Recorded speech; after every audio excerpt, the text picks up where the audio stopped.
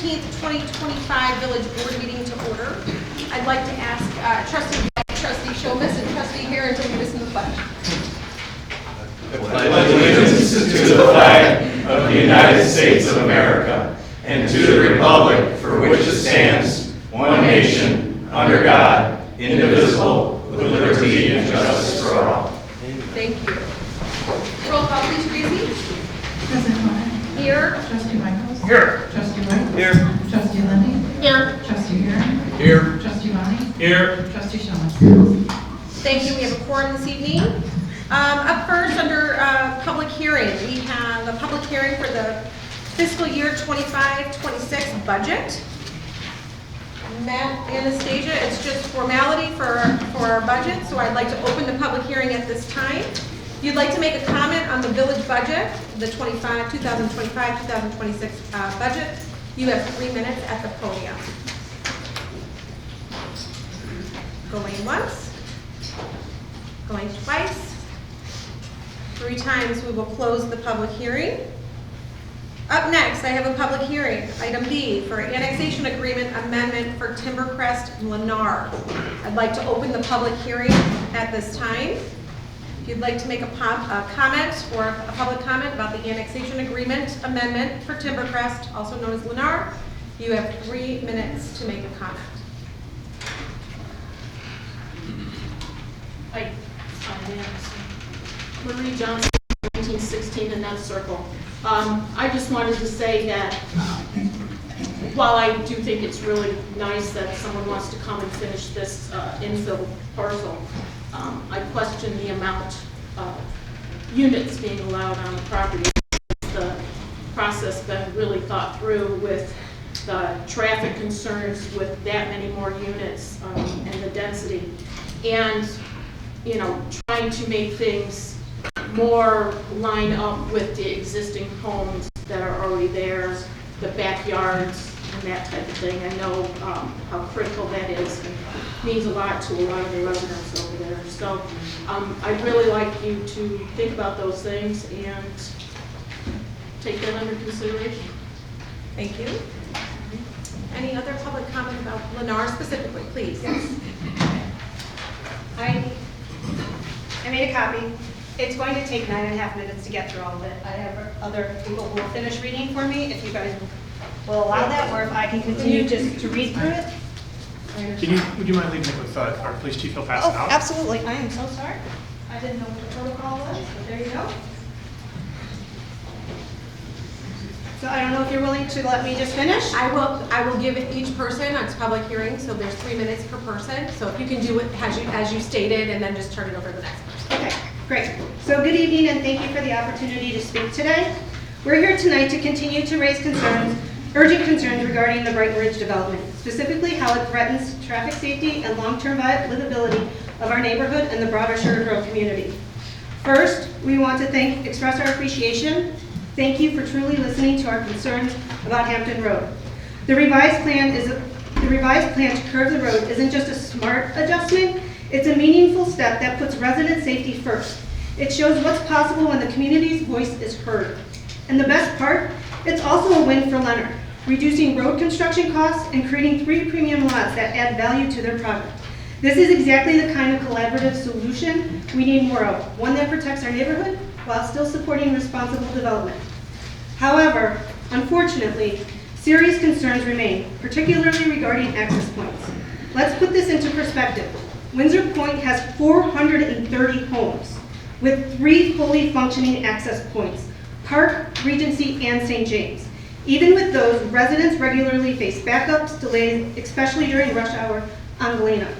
Now consider this. Brighton Ridge is being proposed with 332 homes, only 100 fewer than Windsor Point, but just 1 true access point off Galena and a limited secondary route through Hampton. That's just not inadequate, it's a serious risk.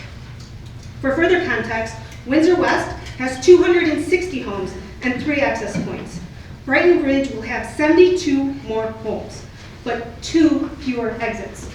That kind of density funneled through 1 major road is a recipe for gridlock and a potential crisis if an emergency vehicles ever need to get in or out quickly. we met with Heidi Lundy to discuss potential alternatives, including the possibility of an access point off of Route 56 and the addition of a traffic light. Thank you, Heidi, for being responsive and taking the time to understand our concerns. We really appreciate your engagement. After understanding and validating our concerns, Heidi directed us to Scott Copel for more information regarding the feasibility of a traffic light at the Brighton Ridge entrance. After following up, we learned that a stoplight is not feasible due to the entrance close proximity to Illinois 56 intersection. This only reinforces the urgency.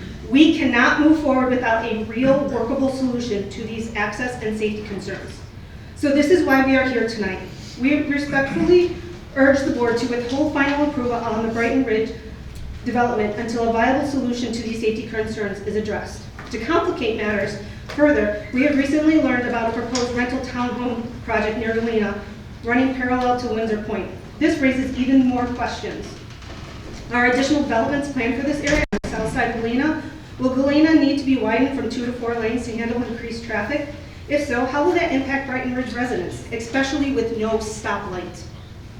Will drivers begin cutting through Windsor Point, increasing safety risks on our residential streets? Another major concern is traffic volume, and we already have data that helps us understand what's coming. The village's own traffic study on Park Avenue and Windsor Point recorded approximately 1,800 vehicles entering and 2,000 exiting each day, nearly 4,000 daily trips from just one street in the subdivision of Windsor Point. And that number does not account for vehicles using Regency or St. James, which never touched Park Avenue.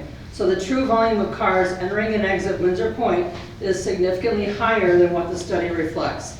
Now consider Brighton Ridge, a development of comparable size with only one primary access point being Galena. It's reasonable to expect another 4,000 daily trips at a minimum being funneled straight onto that stretch of road. And this is before we factor into the proposed rental townhome development nearby that we understand. Will that development add another 2,000, 4,000, 6,000, or even more daily vehicle trips? In total, we're looking at 3 subdivisions with 4 access points, all feeding into a small, narrow section of Galena. So the critical questions become, is the village proactively planning to manage this inevitable surge in traffic before it becomes a public safety crisis? Or are we continuing to approve dense residential projects without a comprehensive long-term infrastructure plan in place? And this brings us to another critical point, the reliability of the traffic data used to justify this project. As previously mentioned at board meetings, the study was conducted in July when school was not in session and does not reflect true park peak traffic conditions. It also omits key safety incidents, including a fatal crash at Regency and Galena and multiple accidents at Park and 47. These oversights are deeply concerning. It appears Lennar's focus is on profit, not long-term community safety. Once the project is built, they'll move on and we'll be left managing the consequences. We are offering reasonable recommendations. We believe all 3 recommendations below need to be addressed. Number 1, revisit an access point off of Illinois 56. We've heard the concern about vehicles speeding off the ramp, but let's be honest. Galena has a speed limit of 50 miles per hour, which isn't much different. And if speed is truly a concern, there are proven traffic calming solutions that can be implemented on the ramp. More importantly, the proposed access point would be located on open farmland, not protected green space with no mature trees. There's nothing preventing us from using this space to improve safety. This access would not eliminate traffic on Galena, but it would offer a much safer, smarter way for Brighton Ridge residents to enter and exit, especially during peak hours. In fact, it could serve as the primary exit route during high traffic periods. Bottom line, this is a realistic, low-impact solution that could significantly improve safety, not just for Brighton Ridge residents, but for all motorists in the area. Thank you. All right, and continuing reducing the numbers of homes, let's remember where this all started. Back in 2005 and 2006, the original plan for the site called for just 161 residential units, half of what is now being proposed. Fast forward to today, and we're looking at 332 homes, more than double the original number with 0 added safety measures. To be fair, part of the land was originally intended for commercial or retail use, not fully residential. So yes, development was always part of the plan, but what's being proposed today goes far beyond what was envisioned. Higher density, more traffic, same infrastructure. That's not growth, that's steady risk waiting, safety risk waiting to happen. Number 3 is to bring in qualified traffic and planning experts, not just to assess Brighton Ridge, but to evaluate the full picture. What is the long-term vision for development on the south side of Galena? What kind of community do we want to build for ourselves, for our children, for our future generations? What's driving this surge in development, and how much is truly serves the needs and safety of our residents? Let's shift the power. Let's put Sugar Grove in control.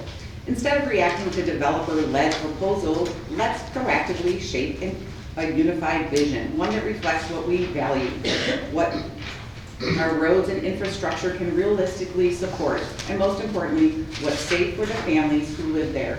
All 3 of us live on Hampton Road. Then let developers come to us and to bid on our vision. This isn't about blocking growth. It's about smart, responsible, safety-first planning. Growth with guardrails, development with foresight. Because the future of Sugar Grove shouldn't be designed behind closed doors or driven by profit margins. It should be shaped right here by the people who sit in traffic every day, who wait at these intersections, who worry about their kids crossing the street or their teenagers driving on these streets. We may not be engineers or professional planners, but we live this every single day we back out of our driveways. Miriam's husband is an engineer, and he said at the last meeting, the first principle of any good design is safety. Not profit, not speed, not convenience, but safety. That's the principle that must guide every decision made here. Because once this development is approved, the developers move on, but we stay. We're the ones who will live with the consequences. In conclusion, the Brighton Ridge Plan does not adequately address critical traffic and safety concerns. The issues must be resolved before a final approval tonight.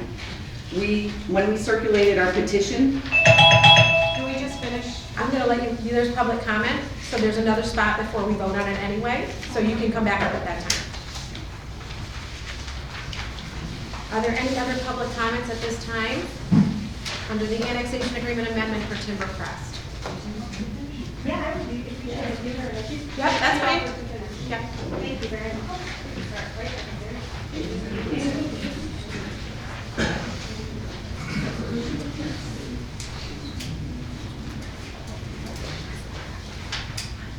Okay. In conclusion, the Brighton Ridge Plan does not adequately address critical traffic and safety concerns. These issues must be resolved before final approval. When we circulated our petition, over 35% of Windsor Point residents we reached signed in support within just a few days. We didn't even reach the entire neighborhood. We did not make it over to the townhomes. So the number likely underrepresents the full scope of concern. The concern is real and it's widespread. To be clear, this is not about opposing growth and development. It is about ensuring development happens responsibly and with proper planning, and most importantly, public safety in mind for current and future residents and for anyone who travels through our community. So we leave you with this question. What do you want your legacy to be? Will it be pushing through high-density development with known safety risks? Or will it be the moment you say, we are not cutting corners, we are putting safety first? Let's make Brighton Ridge and all of Sugar Grove safe, sustainable, and successful for today, for tomorrow, and for all of us. Thank you for listening. Thank you. Any other public comments under the public hearing? Going once, going twice, 3 times. I'm closing the public hearing for the annexation agreement amendment for Timbercrest.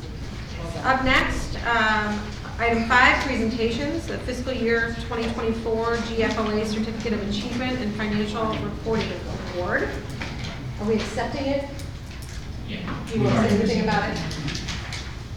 You want anything? Okay. So I'm just going to ask for a motion to accept the 2024 Certificate of Achievement, the GFOA, the Certificate of Achievement. This is an honor for Matt and financial reporting in our village. So kudos to you, Matt, for all that you do. Yeah. No,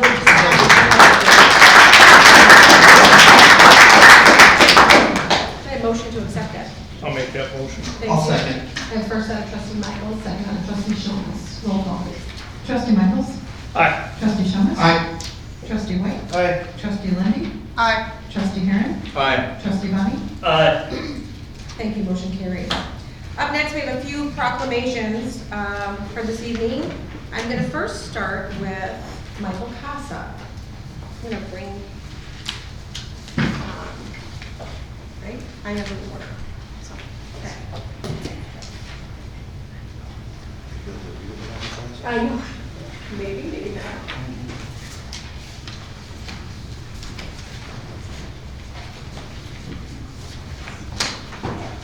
Okay. This is a proclamation honoring Michael Casa, our Economic Development Director. Whereas after more than 30 years of devoted service in economic development, including 3 years as our Economic Development Director for the Village of Sugar Grove, Michael Casa will retire on May 2nd, 2025. And whereas Michael Casa's career journey has spanned across all communities, where he has made an undeniable impact, including Greater Detroit Chamber of Commerce Economic Development Group, Oswego Economic Development Corporation, Downers Grove Economic Development Corporation, and the Village of Sugar Grove. And whereas since joining Sugar Grove in April of 2022, Michael Casa has worked tirelessly to support the growth and development of the community. In his role as Economic Development Director, he led the Economic Development Department, focusing on attracting new businesses, retaining and expanding existing ones, and promoting Sugar Grove as a prime business location. And whereas Michael Casa's leadership with the Sugar Grove Economic Development Corporation, the EDC, has encouraged business retention, expansion, and attraction to enhance the economic base and job opportunities in the area, fostering a vibrant and sustainable economy for the Village of Sugar Grove. And whereas Michael Casa's tireless work ethic, passion for community building, and commitment to economic vitality have greatly contributed to the ongoing development and prosperity of the Village of Sugar Grove.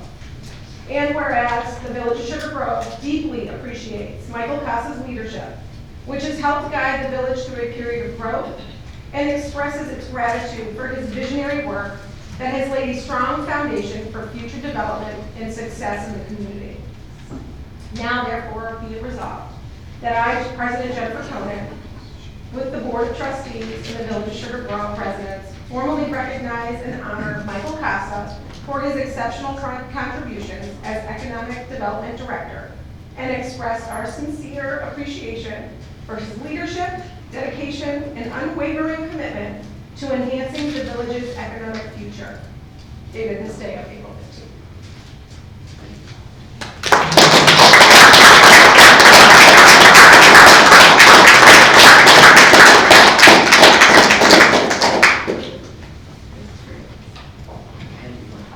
You want to say anything? Yeah, I just want to say thank you to the village board for your tremendous support.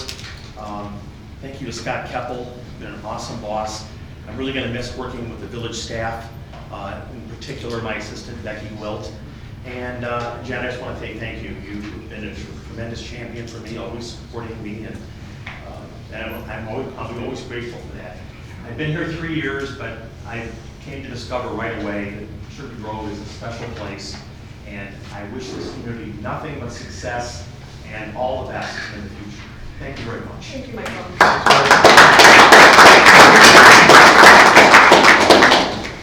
Trustee Aaron?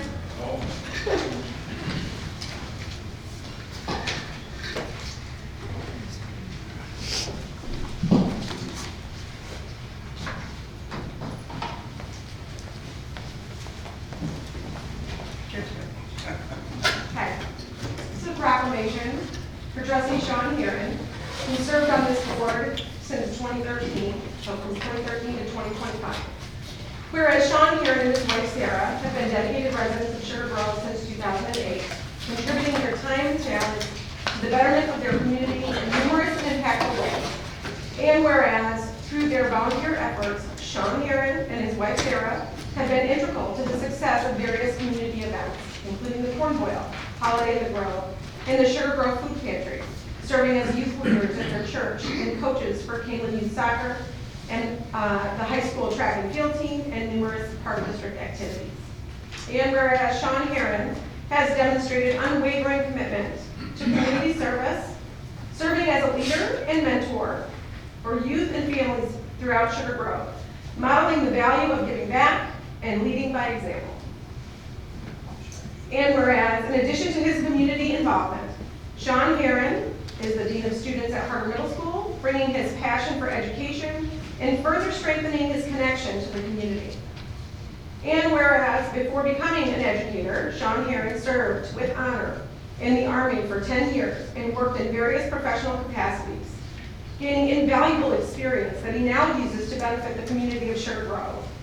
And whereas Sean Heron ran for public office with the belief that being involved in one's community is both a responsibility and an opportunity for personal and collective growth, always striving to make a positive difference and give back to the community that has given so much to him and his family. And whereas his dedication to public service and his genuine love for Sugar Grove serves as an inspiration to all who know him. Now therefore, be it proclaimed that on this day of April 15th, I, President Jennifer Conan, the Village of Sugar Grove Board of Trustees, the residents of Sugar Grove proudly honor and express our deepest gratitude to Sean Heron for his years of service, dedication, and selfless contributions to the Sugar Grove community. His leadership, commitment, and tireless work continue to shape the future of this town and inspire others to give of themselves. Dated this day, April 15th, 2020. Thank you.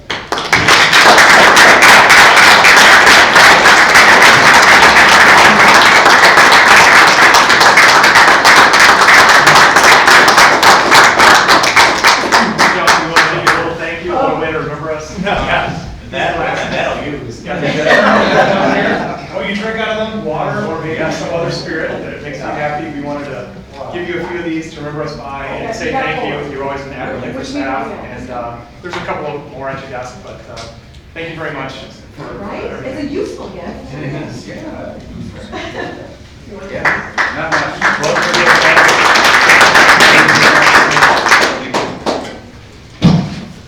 You can see the 12 years through your son, huh? That's it, he was born the day I got elected. That's right. Trustee Schomas. Mine won't be that one. I don't know.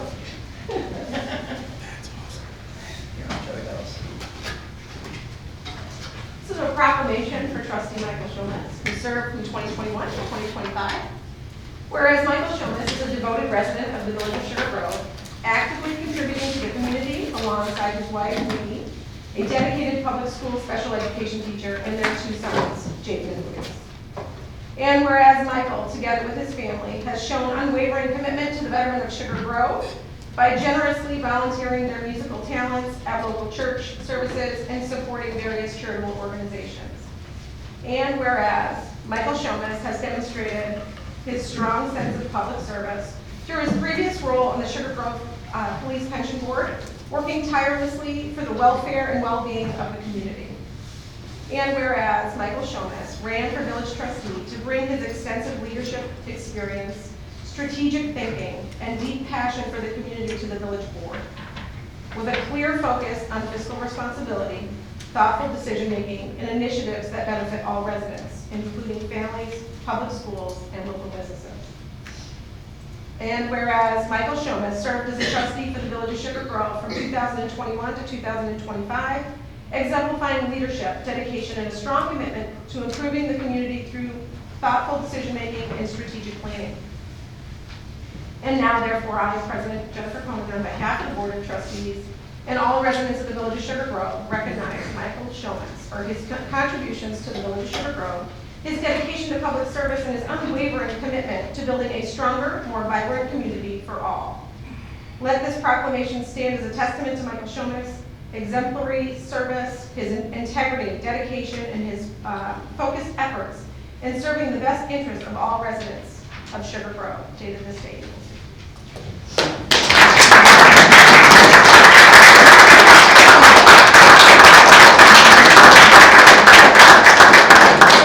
You got a little something to say? Oh, wait a minute. Sorry. Wait, you say this? And Mike, we wanted to show you a little gratitude, a little thank you from the team. Oh, yeah. And so we know of your love for music, and thought this was a good fit for you to remember us by, and that you could have at your house. So thank you very much. Scott, it is. It's a wave file of, And technology, so. Fire. Thank you. Could show it this way? What- Oh, very nice. Congratulations. Thanks, Michael. All right. Trustee White.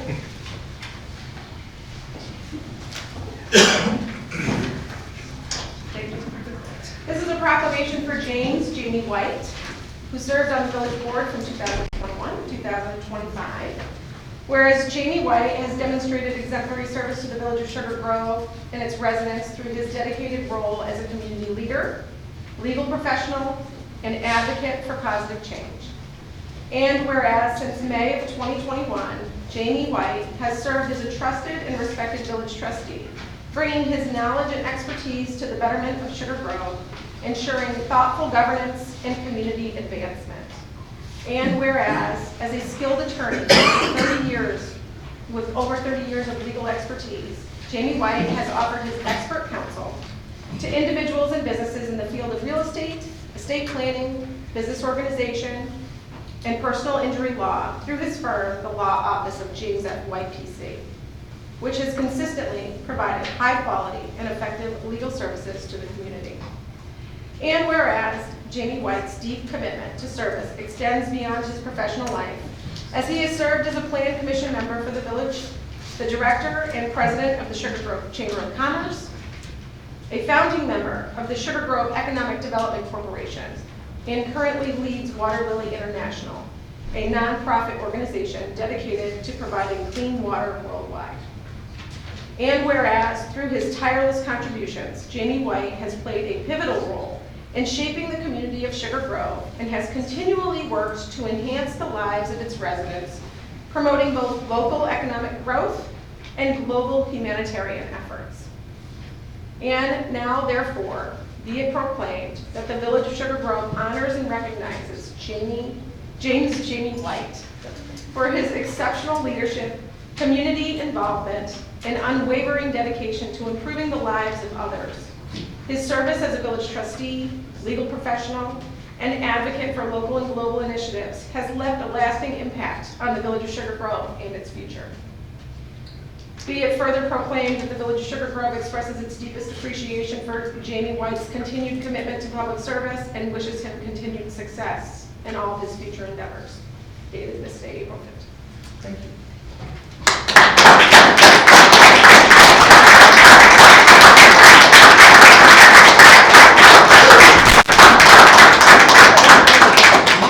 I go, we have a gift for you. So you and I share a love of travel, and we also know that you spend a lot of your personal time helping the nonprofit, so we wanted you to think of us maybe a little bit when you're traveling. Got a passport holder and a bag tag. Nice. So thank you very much for everything. That's very cool. You don't have that tattoo. I know. I might have done some investigation. I was kind of hoping you'd give me something to fill this glass. You have to go out with it. Thank you very much. Thank you.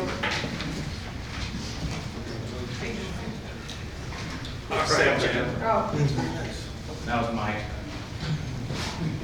12 years. I've never had to get up here and read anything, so this is going to be awesome. I have a proclamation for President Jennifer Conan. Whereas President Conan has served as the village president of Sugar Grove, Illinois, with dedication, vision, and steadfast commitment to the advancement and well-being of the community, and whereas President Jennifer Conan has been married to her husband Eric since 2004 and is a proud mother to 3 beautiful children, Lily, Sydney, and Henry, has exemplified dedication to both her family and her community.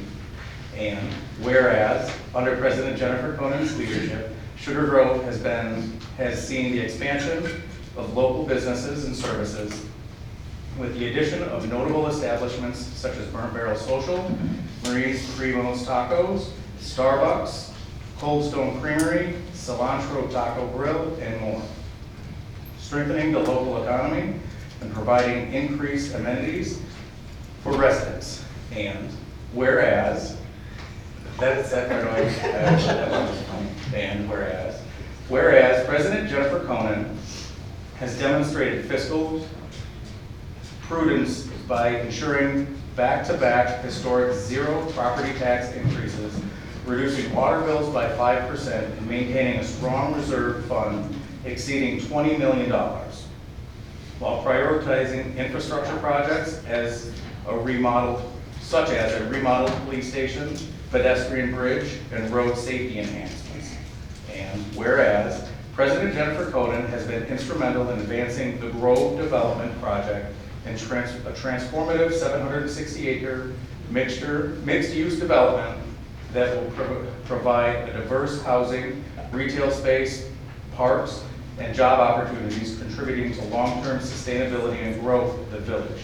And whereas, under the leadership of President Jennifer Conan, public safety has been enhanced with the introduction of body-worn cameras, a security fence, the reinstatement of the Deputy Chief of Police position, and upgrades to police technology and squad cars, ensuring the safety and well-being of all residents. And whereas President Jennifer Conan has shown steadfast determination to serve the citizens of Sugar Grove with her dedication to the village and its residents being second to none.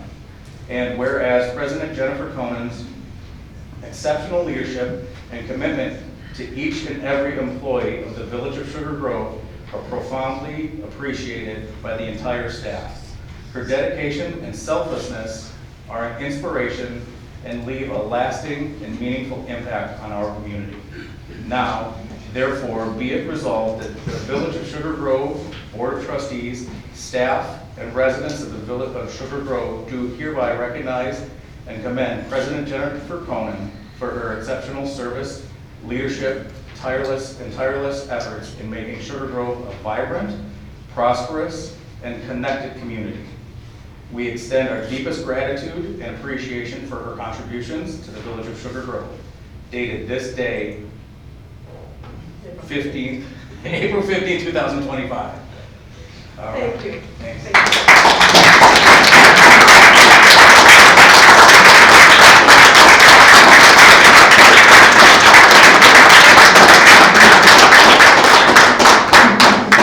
All right, so we know how much the staff meant to you and how much you meant to us, so we got together for a photo and wanted to give you this. It's a framed picture of the team, and thank you very much for that. You also told me once that you don't like when people get gifts like a plaque or whatever that'll just collect dust in your garage. So we got you a golf towel. I don't know if it's too big. No, it's perfect. But there you go. So it's a usable gift that you can then impress by. So thank you very much. We Thank appreciate you. it. Thank you, everyone. See you later. You can't have it, it has my name on it. Thank you. All right, back to business. Thank you. Thank you. Okay. So what I'm going to ask is, for the board, we also have under proclamations this evening, we have a proclamation to recognize Volunteer Week in the Village of Sugar Grove, a proclamation to recognize Arbor Day in the Village of Sugar Grove, a proclamation to recognize National Telecommunication Week, a proclamation to recognize National Work Zone Safety Week. I'm going to ask the village board for a motion to approve all proclamations, items A through I. As stated. Thank you. Second. First on trustee Shomas, second on trustee Herron. Roll call, please, Tracy. Trustee Shomas? Aye. Trustee Herron? Aye. Trustee Michaels? Aye. Trustee White? Aye. Trustee Lindy? Aye. Trustee Bonnie? Thank you. Motion carries. 6-0. Up next, airport report. Tony. No report. Thank you, sir. Does anybody have any questions for Tony?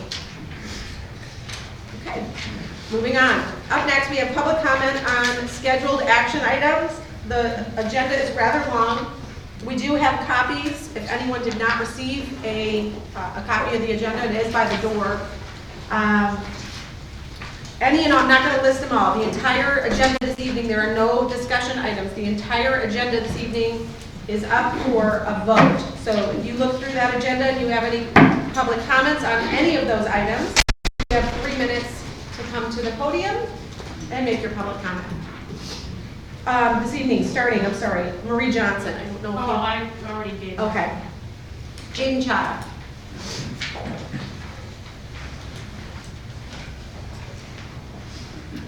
Good evening, everyone. I wanted to comment about item E, water and sewer rates for fiscal year 25 and 26. The village recently sent out a mailer stating that over the last 4 years or so, that water bills have been down about 5%, and now there is a new administration coming in next month, and the village is proposing to increase water bills for the entire village from 1%. I think, and there's other decisions being made tonight financially that are going to affect the residents. I really think that some of those decisions should be pushed off until the next administration takes office, because some of you on the board currently are not going to be the ones hearing taxpayers complain about their bills increasing. So I would ask for you guys to consider that and motion for some of these items to be tabled. Thanks. Thank you. Marion. I feel like my presentation that was previously read covers it to a degree, but there's one thing that I had to stop at some point, right? But if you actually stop to look at the map, I wish I had one up here in relationship to where Brighton Ridge access point is, where Hampton is, where the proposed development is, that rental townhome community, what's gonna go in that other quadrant? And how is that going to feed on Galena? And what's the overall plan for that entire area? Because Brighton Ridge is going to struggle getting in and out of their subdivision. There's going to be more traffic there than anywhere else on Galena, and they do not have a way to safely get out of their subdivision. I personally wouldn't want to spend $500,000 and have that battle every single day. So I don't feel like I really addressed that in the presentation that was given. And I would really like for you to stop and look at the map in relationship to the presentation that was given, and not just think, oh, they have an access point, Windsor Point has two, and I really want you to stop and think about it, because it is going to be a dangerous intersection for Brighton Ridge residents. Thank you. Thank you. Eileen?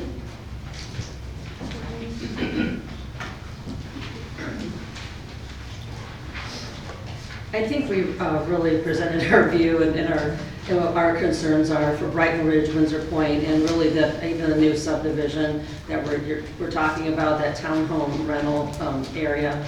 So again, really to reiterate what Marion said, is we'd really like everybody to stop and take a look and what is the plan and vision for that whole area. And let's design the roads, the access points, all of that, with all that in mind, proactively, versus we put a subdivision here and then it has problems, and we add another one with another few hundred homes and it's going to have problems. And what is the vision? Because we live there and we're all going to be living there when the builders leave. So we really are asking, please stop and consider our recommendations, and they're going to take a little time to work through. We don't feel that this is a decision that can be made right now. So anyway, thanks for listening. Thank you. Fran?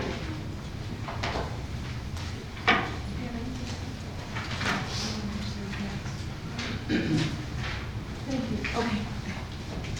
Monica Hubble.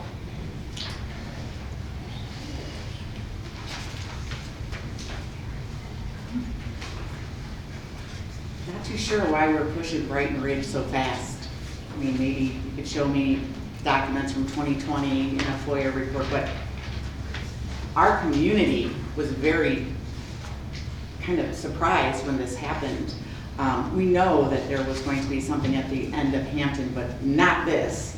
This is not why I moved on Hampton Road, because I knew there was going to be this many homes on my street. Do you know how many children live on Hampton under the age of maybe 10? how many drivers are on Hampton, teenage drivers. It makes a difference. There's gonna be buses in and out of there. I am fearful for the safety, very fearful. I think we need to start thinking about what's our long-term goal for Sugar Grove. And is it gonna be all this huge development just because they're coming to us and we don't wanna negotiate with them? It just feels like things are being pushed way too fast. So, like my neighbor said, like what percent was that? 35% of Windsor Point residents said, stop, slow down, think about it. Is it really the best thing right now? I know rooftops need more money, right? So, I don't know, I just don't think it's all about the money, especially when we're talking about safety first, and that should be first. If you are gonna go on Hampton Road, put a darn sign there that says no traffic going through here, that's construction. That's the least you can do. God forbid one of those kids on that street with basketball hoops on every single driveway gets hurt. And a fine for any big truck that comes through Hampton. Let them go through Galena. Let them wait for Galena to be cleared so that they can get into the subdivision and build. That's all. Thank you. Rick Boyle. I'll wait for this. At the end, okay. Okay. Any other public comments on any of the items scheduled for action this evening? So anything under the consent agenda or general business?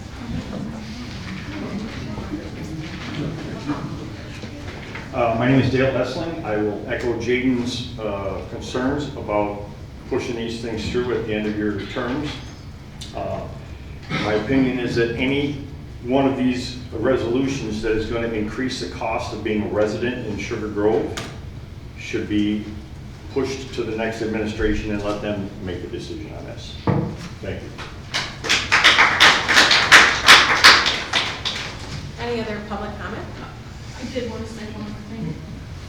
I had used this before. I do have some concerns about withholding the land cash payments in lieu of litigation. I don't think we should be holding other entities hostage. Thank you. Any other public comments this evening? Going once? Going twice? 3 times we'll close the public comment. Up next, consent agenda. Do I have a request to remove any items from consent? Item E. Item E. Okay. Item H, please. Item H. Okay. Any others? Hearing none, can I get a motion to approve the consent agenda with the exception of item E and item H? So moved. Thank you. Do I have a second? Second. First out of trustee Perrin, second out of trustee White. Roll call, please. Trustee Perrin? Aye. Trustee White? Aye. Trustee Michaels? Aye. Trustee Lundy. Aye. Trustee Perrin? I'm sorry, Trustee Bonnie? Aye. Trustee Jonas? Aye.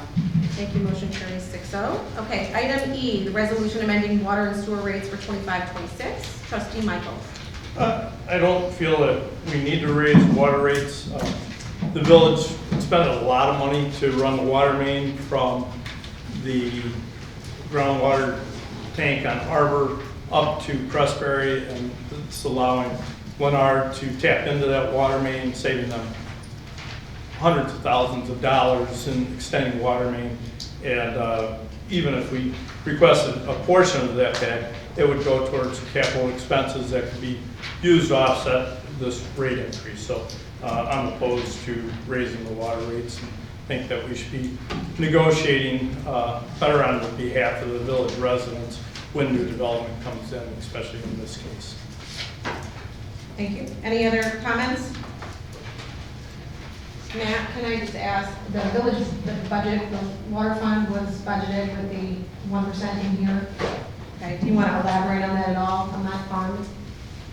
So the last 2 years, last year we increased 1% as well. This year we're proposing 1%. So obviously if this was not approved, it would have changed the surplus amount that is in that fund. I don't have it off the top of my head, but I believe it would run it pretty close to not being a surplus in the water fund if we do not increase those rates. And that's for existing operational costs, not for future capital Yes, expenses. that's in our, just property. Any other comments? Make a motion to approve. Thank you. I have a motion to approve item E. Second. And a second on, first on trustee White, second on trustee Karen. Roll call, please. Trustee White? Aye. Trustee Heron? Aye. Trustee Michaels? No. Trustee Landy? Aye. Trustee Bonnie? Trustee Shawns? Aye. Thank you, motion carries 5-1. Item H, we're going to move to have it discussed with item M under general business, and we'll discuss those two at the same time. Okay. Okay. Up first, under general business this evening, item A, a resolution from EEI and the IEPA loan study, water tower and Maple. Motion to approve. I have a motion to approve. Do I have a second? Second. I have a second out of trustee, I have a first out of trustee White, a second out of trustee Bonnie. Discussion. This is to have EEI prepare, it's called a Public Water Supply Loan Program Plan. So this would allow us to apply with EPA for low interest loans for infrastructure improvements such as Maple, Joy Corp, and the North Water Tower rehabilitation.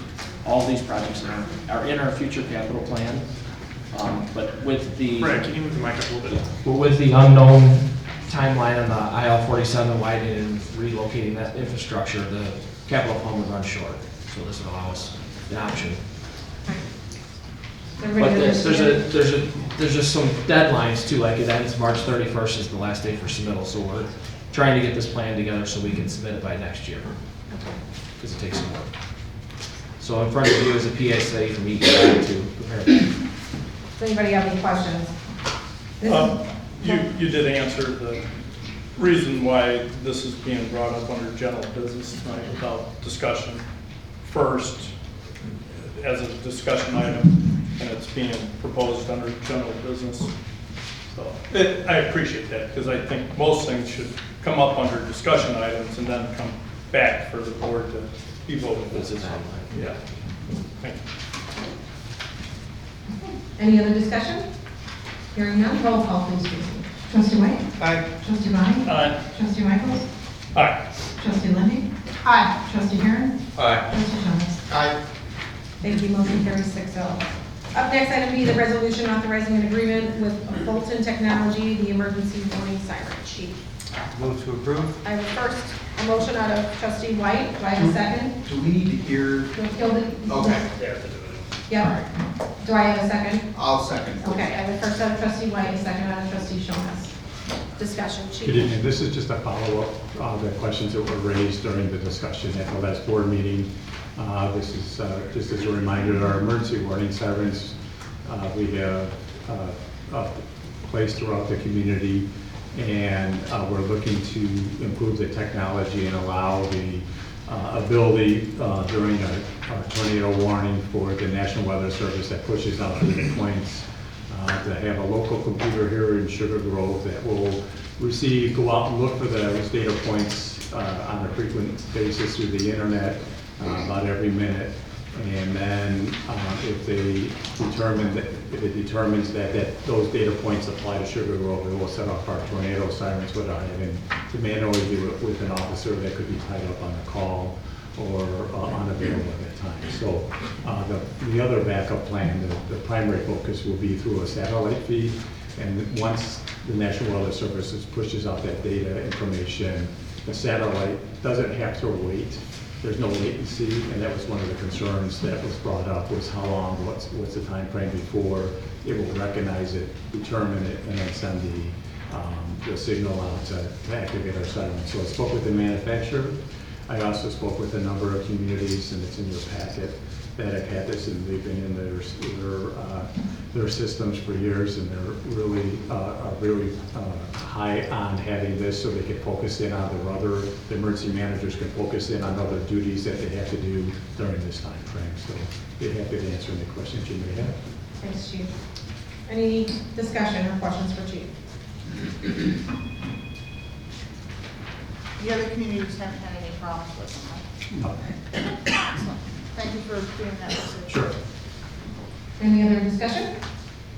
Hearing none, roll call please, Tracy. Trustee White? Aye. Trustee Shawns? Aye. Trustee Michaels? Aye. Trustee Landy? Aye. Trustee Heron? Aye. Trustee Bonnie? Aye.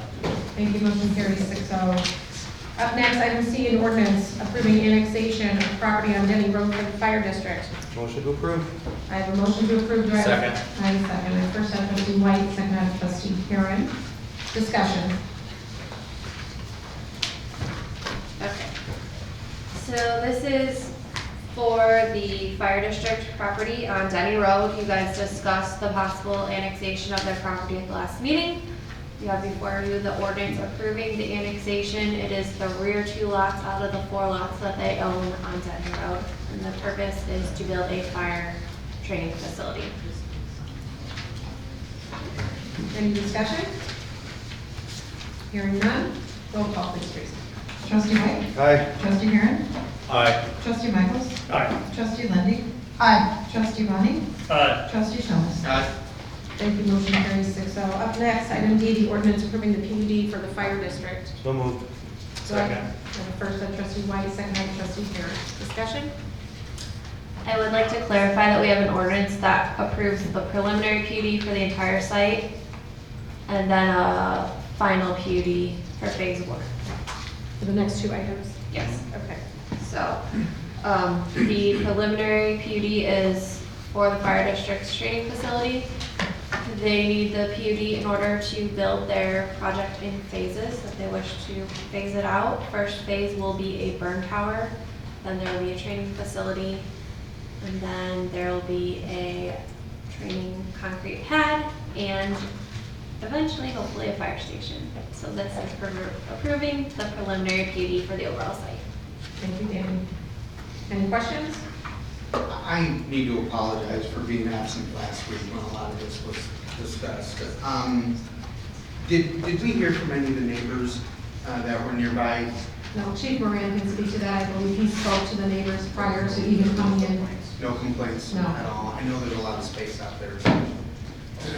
I think there actually was one resident that was here but missed the public comment portion that wanted to speak in favor of it and lives in close proximity. Am I correct in that assumption? Wonderful. Thank you. Cool. That's it. Okay. I have a first and a second. No other discussion? Roll call, please, Tracy. Trustee White? Aye. Trustee Karen? Aye. Trustee Michaels? Aye. Trustee Lindy? Aye. Trustee Bonnie? Aye. Trustee Thomas? Aye. Thank you, motion carries 6-0. Up next, a resolution, item E, approving preliminary plat of subdivision for the fire protection district. Actually, Jen, I'm sorry, we have to back up. We also have to do a resolution for a final PUD, or ordinance for a final PUD for phase 1. It's attached to the packet, it just was not separated out on the agenda. Okay, hold on one second. The final PUD phase 1? Yes. Okay, so the special use? Yeah, it's a special use for a final PUD phase 1. So So this- moved. this- Okay. Second. Let me just make sure that the item is listed clearly, so I'm gonna add it in there, right? It's here in our packet. This It's is here in the your document. It's just not packet. listed in It the- is not less, it was just a general PUD listed on the agenda, and there's preliminary and final both. Okay. Item D. Yeah. Under item D. Yes, under item D. Okay, so right now we need a motion to approve a resolution. An ordinance, sorry, for an ordinance for a final PUD phase 1. Okay. I need a motion to approve an ordinance for final PUD for phase 1. As stated. Who did that? Trustee Bonnie? Well, I'll give it a show this time. Okay, trustee Showman. I'm gonna go out Made that and motion. Trustee Bonnie, do you want to make a second? I'll second. Okay. Any discussion or questions? Hearing none, roll call please. Trustee Showman. Aye. Trustee Bonnie? Aye. Trustee Michaels? Aye. Trustee White? Aye. Trustee Lindy? Aye. Trustee Karen? Aye. Thank you, motion carries 6-0. Okay, so now we have a resolution, okay, now we're at item E, we have a little ad there, and a resolution approving preliminary plat of subdivision for the fire protection district. So moved. Do I have a second? Second. My first on trustee White, second on trustee Showman. Anything to add? I have nothing to add. Any questions? Hearing none, roll call please, Tracy. Trustee White? Aye. Trustee Showman? Aye. Trustee Michaels? Aye. Trustee Lindy? Aye. Trustee Heron? Aye. Trustee Bonnie? Aye. Thank you, motion carries 6-0. Item F, ordinance approving final plat of subdivision for the fire protection district. So So moved. I have a first, do I have a second? Second. Who did it? Jonas. Karen, okay, I got a first on trustee White, second on trustee Karen. Any discussion or questions? Hearing none, roll call please. Trustee White? Aye. Trustee Garrett? Aye. Trustee Michaels? Aye. Trustee Lindy? Aye. Trustee Bonnie? Aye. Trustee Jones? Aye. Thank you, motion carries 6-0. Item G, a resolution approving development agreement with the Fire Protection District. So moved. Thank you, do I have a second? Second. I have first on trustee White, second on trustee Bonnie. Danny, anything to add? We added to the development agreement after the discussion last week, a 3-year sunset clause for the timing of the landscaping.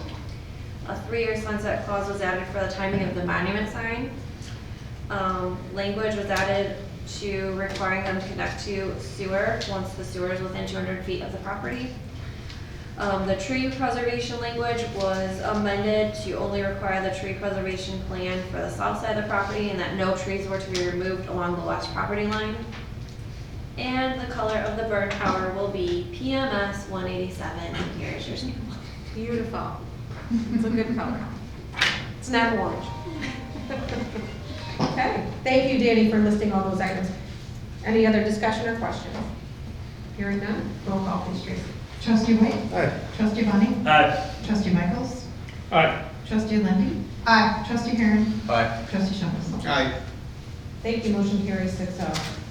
Okay, Danny, stay there. Item H, an ordinance approving rezoning of property for Brighton Ridge or Lennar. So moved. I have a first, do I have a second? Second. I have a first on trustee White, second on trustee Shulman. Okay, Ian. You got it.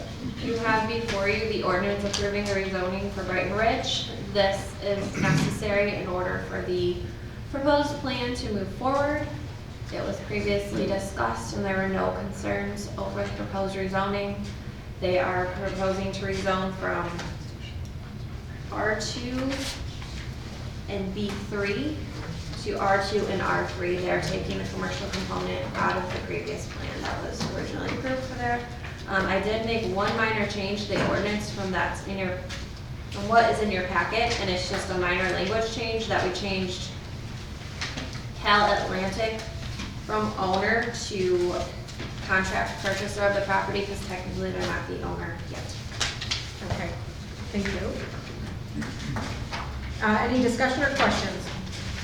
I don't think the village negotiated a very good contract on behalf of the residents, so I'm going to oppose this subdivision. I do think residents in Windsor Point bring up some genuine traffic concerns. I don't know if we've had a traffic engineer evaluate traffic patterns, but I think this was pushed through pretty quickly without really researching it and doing the homework that we should. Like I said, we spent a lot of money running water line near this property that they're able to tap into. We're giving them higher density. In return, the village isn't getting any funds to go towards capital projects or improvements in the future. So that water line was to do a water looping on behalf of the entire village. Right. Yeah. Oh, right, yeah. And, But it saved them a lot of money to. They wouldn't have had to put it in it. They would have had to run the water main to their property and loop it. Not that whole, not everything from the south. No. So don't put that on them. But of course. We also have spent a lot of money on a comprehensive land use plan and a lot of money on a transportation plan, all of which is considered what the uses of the property would be. We can't hear you. Can you grab your mic, Jamie? Thank you. Yeah, what I said was that we've spent a lot of money on the comprehensive land use plan for these properties that have looked at the entire area, and we've spent a lot of money on a transportation plan, and we're at the will of IDOT on it, on what Galena's going to look like. I mean, we looked at Route 47 years ago. It was going to be a 12-lane cross section, right? And Galena was going to be 4, and that's what's expected. So it's gonna end up being like that at some point if we continue to develop the property. One of the plans has always been infill, which that whole center piece is gonna be, and that's why it was planned for that. I think when you were village president, we were looking at having over 100,000 residents over the plan. Oh, yeah, that's it. And Exaggerated, but yeah. No. Oh, it is, yeah. I know the first place, that you talked them down to 64,000. It was, but it wasn't, Jamie. You mischaracterized my presidency often in your position, and I got part of it.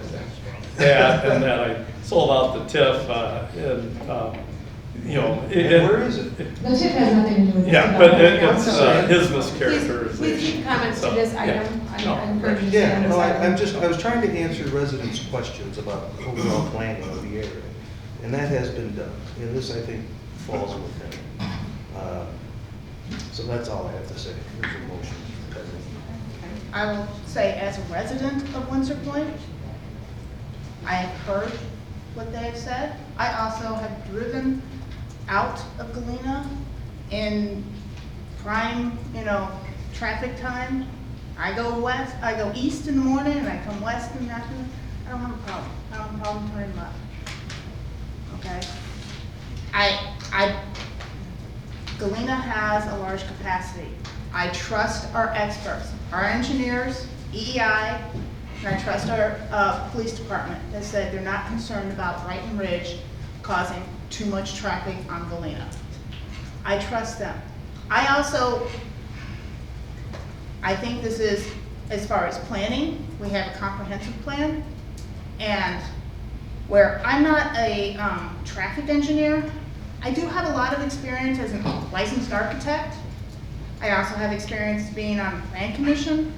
I also have extensive knowledge of city and regional planning and civil engineering. This is a good plan. This is. And I need to take off my hat of a village trustee from Windsor Point because we're elected as village trustees at large. And I'm looking at it as at large for the whole village. This is a good development for the village. And I understand the people on Hampton are concerned. I understand that. I have to look at it at large. And when you need these homes, this is a good development. The developer was willing to make that wonderful change that people on Hampton had suggested, which I think is great. We can't control what is going to be coming exactly. Who wants to develop where, okay? So there is going to be development. It's going to come.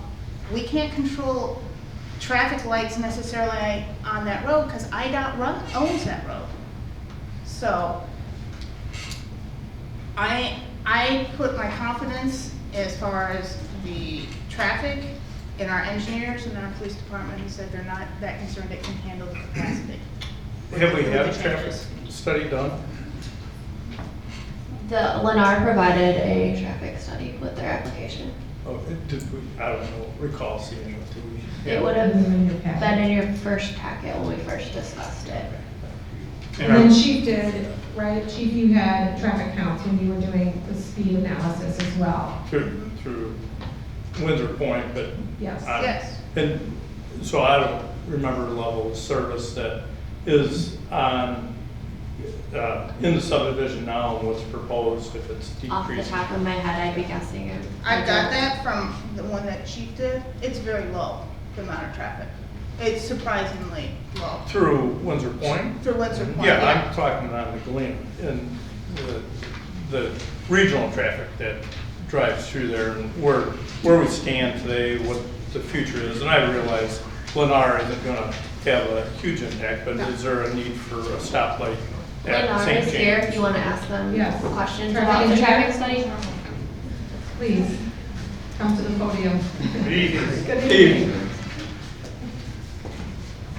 I'm Michael Worthman with KLOA. We performed the traffic study for the proposed development. And then your consultant reviewed it, EEI. Police reviewed it, staff reviewed it, as well as IDOT. Everyone has signed off on the study as it is. All the level of service on Galena is very good. Galena has a 3-lane road, has anywhere from 12 to 15,000 capacity a day. You're only at about 7,200 vehicles now. So Galena's operating about 50%, 60% of its capacity. One access drive is more than sufficient to accommodate the traffic from this development. This development is a far less intense, traffic intense development than the previous development that was approved. You had 12 acres of commercial development. That could be a shopping center like you have at the Jewel. So it's more residents and more residential, but that is a far less lower generator than the commercial development you could have had out there. It was designed to be a regional. No, but it was 12 acres. You could have 100,000 square feet of, and the one traffic study we looked at had 200,000 square feet of office development. So, but level of service is good. Yes, making a left out of there sometimes can be difficult, but I agree with you, trustee. I've been out there a number of times. You can get out. We are putting in significant improvements on Galena. We're putting a separate left turn lane and a separate right turn lane. And per IDOT, we're not tapering it back down. We're going to widen that whole 3-lane section. So you'll have a 3-lane section from the ramps all the way down. Thank you. Any others? I appreciate that. Any other questions for the traffic engineer? So the right turn lane will extend from. The right turn lane won't be for us, but as you go past Windsor, you know how it tapers back down to 2 lanes? That 3 lanes will be all the way carried to the ramp. So you won't have the hourglass design anymore. Yeah. And we've gone through IDOT, we got the preliminary approval, they were comfortable with the design. We don't warrant the traffic signal at this point. You may get a signal someday if the centerpiece ever develops, and there's an access drive opposite that, and it becomes a 4-legged intersection. Thank you. Thank you. Any other discussion or questions? Chief, I have a question for you. Construction traffic through the rest of the neighborhood. How do we keep that from happening? What happens if they do? First of all, can you agree to construction access being off of Galena and not traveling through the other subdivision? And they did that with the Grove project, when they were talking about Area 1 specifically, that was a concern for the area residents there, as well as directing traffic to 47 down there out in that case. So the same, I would hope, is held true for your development, that all your construction traffic will access off of Galena. We have that right now also in Settlers Ridge. All the construction, traffic has to take comes down, I think Parkside, it's the further entrance. And trucks that veer off of that, they get fined. So it'll be the same thing. And this is discussed during our pre-construction meetings with developers. And they are warned at pre-construction, and that is their warning. I'm sorry, I don't mean to interrupt, sorry. You're fine. Okay. Can any of our police officers write those citations, or does it have to be a certain police, or is that just for overweight trucks on certain roads? Can anybody write? That's typically handled through community development, and that's through the contractors. So it's more going to administrative hearings, but we also have capability. Okay. So yeah, big issues if they start doing it. But it's typical for others to not, like construction companies building residential, all are ones that are under construction. You see the signs, no construction traffic beyond this point or in this access, correct? Okay. Okay. So, quick question. So, construction's going on, someone in Hampton sees it, do they call the police or community development? They can call us, unless, I don't know how you'd want to handle that. We get calls for it now. We do, so we have to be careful. I just want to be cognizant of, we have a number of service vehicles in and out of every residential community for HVAC to, so we'll usually do the preliminary investigation. If we see someone, we'll let them know, hey, this is the first time you're getting a warning, next time you go through here, we'll be able to sort it. So we have a larger staff and we're all on patrol where they're receiving the calls internally and then having to, divert their resources and so continue to do that. We do that right now in Southern Ridge. We do have a couple, that will veer off course. There's something, and then we'll, like I said, Annie already elaborated the pre-construction meeting, they're giving a warning that they need to get all their subs and their primary contractors to utilize the construction entrance. Okay, yeah, because that is vitally important, and I would assume Lennar, 'cause we have a bus stop right there, I believe, so. Any other questions or discussion? Okay, this is item H for the approving of the rezoning of the property for Brighton Ridge. The ordinance, I already have a first and a second, so roll call please. Trustee White? Aye. Trustee Thomas? Aye. Trustee Michaels? Aye. Trustee Lindy? Aye. Trustee Heron? Aye. Trustee Bonnie? Aye. Thank you, motion carries 6-0. Up next, an ordinance approving annexation agreement amendment for Lennar. Yes, the annexation agreement amendment is just terminating, that was what the public hearing was held for. It is terminating the Brighton Ridge, not Brighton Ridge, the Timbercrest annexation agreement, so that it can be replaced with the development agreement for Lennar. Motion to approve. I have a motion from trustee White, do I have a second? Second. I have a second from trustee Shomas. Any other discussion? Hearing none, roll call please. Trustee White? Aye. Trustee Thomas? Aye. Trustee Michaels? Aye. Trustee Lindy? Aye. Trustee Heron? Aye. Trustee Bonnie? Aye. Thank you, motion carries 6-0.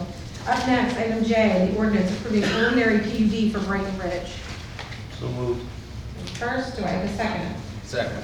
I have a first of trustee White, second of trustee Heron. If I may, I'd Yes. like to amend my motion. Amend my motion. Will you amend your second? Yes, First, I amend my Mr. second. McKee. So I'd like it to, I'd like the preliminary PUD plan to reflect the exhibit in our packet for the final plat that shows the reconfigured roadway as attached on our exhibit in our board report. Okay, that's your motion? Yep. Now will you make a second? Second. Second that. Any discussion? Well, what are you specifying that? The road, because it was part of this package. But it's not an exhibit. It was just for demonstrative purposes.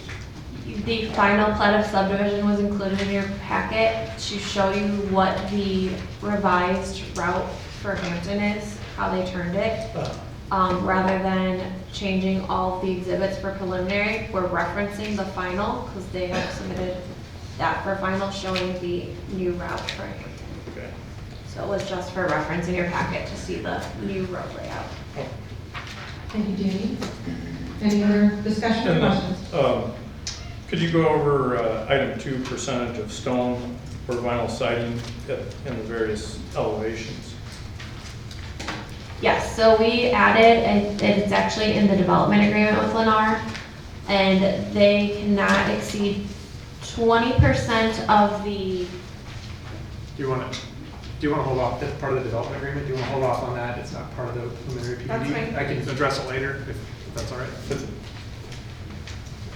You can discuss it now. It's part of which item, the development agreement, it's item, Correct. under item L. Okay. We'll talk about it there, trustee Michael. Any other discussion regarding the preliminary PUD? Hearing none, roll call please. Trustee White? Aye. Trustee Heron? Aye. Trustee Michaels? Aye. Trustee Lindy? Aye. Trustee Bonnie? Aye. Trustee Thomas? Aye. Thank you, motion carries 6-0. Item K, resolution approving preliminary plat of subdivision for Brighton Ridge. I would make a motion to approve it, the preliminary plat of subdivision with the condition that Hampton Road shall be shown as on the exhibit titled final plat of the board packet. Okay, I have a first, do I have a second? Second. First by trustee White, second by trustee Bonnie. Any discussion or questions? Hearing none, roll call please. Trustee White? Aye. Trustee Bonnie? Aye. Trustee Michaels? Aye. Trustee Lindy? Aye. Trustee Heron? Aye. Trustee Thomas? Aye. Thank you, motion carries. Up next, 6-0 on that. Item L, an ordinance approving a development agreement for Brighton Ridge for Lennar, subject to attorney review. Do I have a motion? Or you have a, Which item are we on, please? K? we're on L. L. Oh, I don't think we, okay, I'm sorry, there's no, the star should be at the beginning, I don't know why that started, but there's no need for attorney review. Okay. We've completed it, I apologize. Okay. I would make a motion to approve the development agreement for Brighton Ridge with the following condition that there shall be no construction traffic to Hampton coming through Windsor Point. Okay? Second. I have first by trustee White, second by trustee Perrin. Any other further discussion? Hearing none. Well, I'd like to talk about item 2, percentage of stone and Oh, vinyl sorry, siding. I'm sorry, trustee Michaels. This one's me. So in your packet, there is various page numbers and updates that have come to the agreement since it was last discussed by the village board. I had to do the page numbering before the packet was created, so please reference the page number on the middle of the page. That is the page number of the development agreement, not the entirety of your packet. The first one is language to include the engineering manual alongside ordinances. This is something that was brought up by trustee White at the last discussion. Number 2 would be page 16 of the development agreement, which is the percentage of stone or vinyl siding on various elevations. And that new language is added. I believe it is blue in your packet to show the additional language. And I'm happy to discuss or answer any questions. I don't know if the developer has a sample of the Horizon series and Metal Arc. What's being eliminated or what is allowed? So those were, In the packet. they were in previous packets. Essentially, the ones that are being restricted, and again, you could, if you could come up as well, Lennar, if you need to for this, but the ones with the 20%, they're restricted to that are the ones that are essentially 100% vinyl siding on the front. They're being restricted to that 20%, and then one of the ones was removed completely from that series. We talked about some additional architectural features on the townhomes, on the back of them in particular. They showed the exhibit last time. I know that all the windows were wrapped in 6-inch trim. The color, I believe the color was also shown, depicted the way it's going to be designed, right? And there is a variation of material and color as architectural changes, so that from the ramps, it has architectural interest. So what was presented Yes. a month ago? Yes. And all the townhomes do have stone, I believe, on the Yes. on the front elevation as well.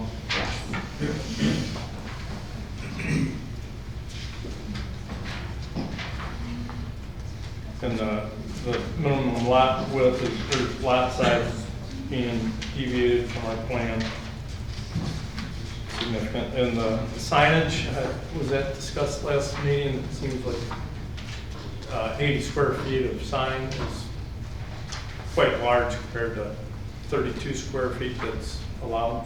Yes, since the last meeting, it was suggested that they go with the original monument sign that they presented us, and that is what was the original size that they presented to us. 80. Was there a rendering of that? Yeah, it was in their presentation that they gave.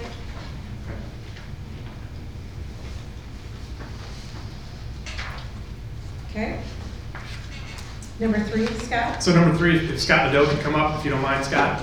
We've got a little presentation to show at last night's Park District Board meeting. I'll let Scott talk, but we've got a lot of great intergovernmental cooperation here. I appreciate Scott and Lennar and all of us kind of working together. Tracy's going to pull up the little file for you here.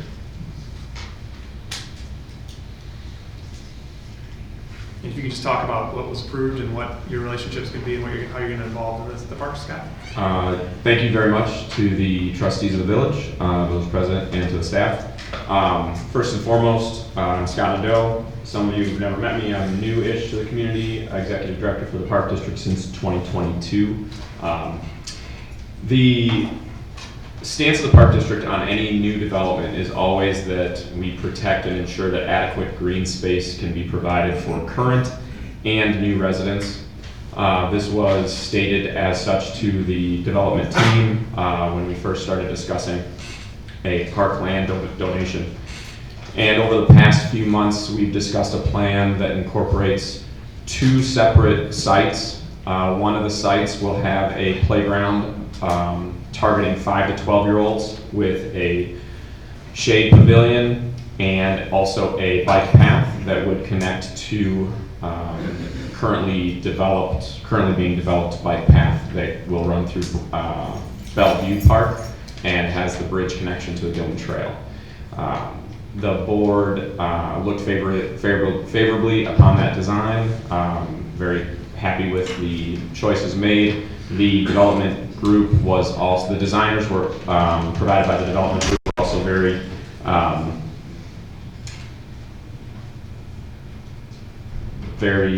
flexible and willing to work with our design initiatives to have everything set at grade to make it the easiest for us to maintain.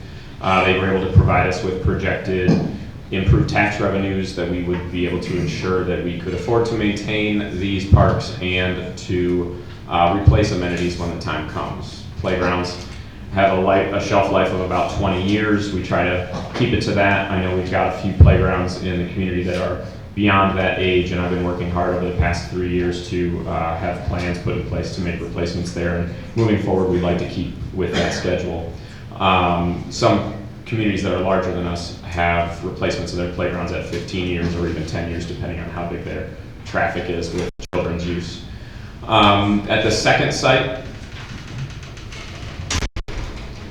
the developer proposed a playground for a 2 to 5 year old age group, and this was actually a point of negotiation at last night's meeting.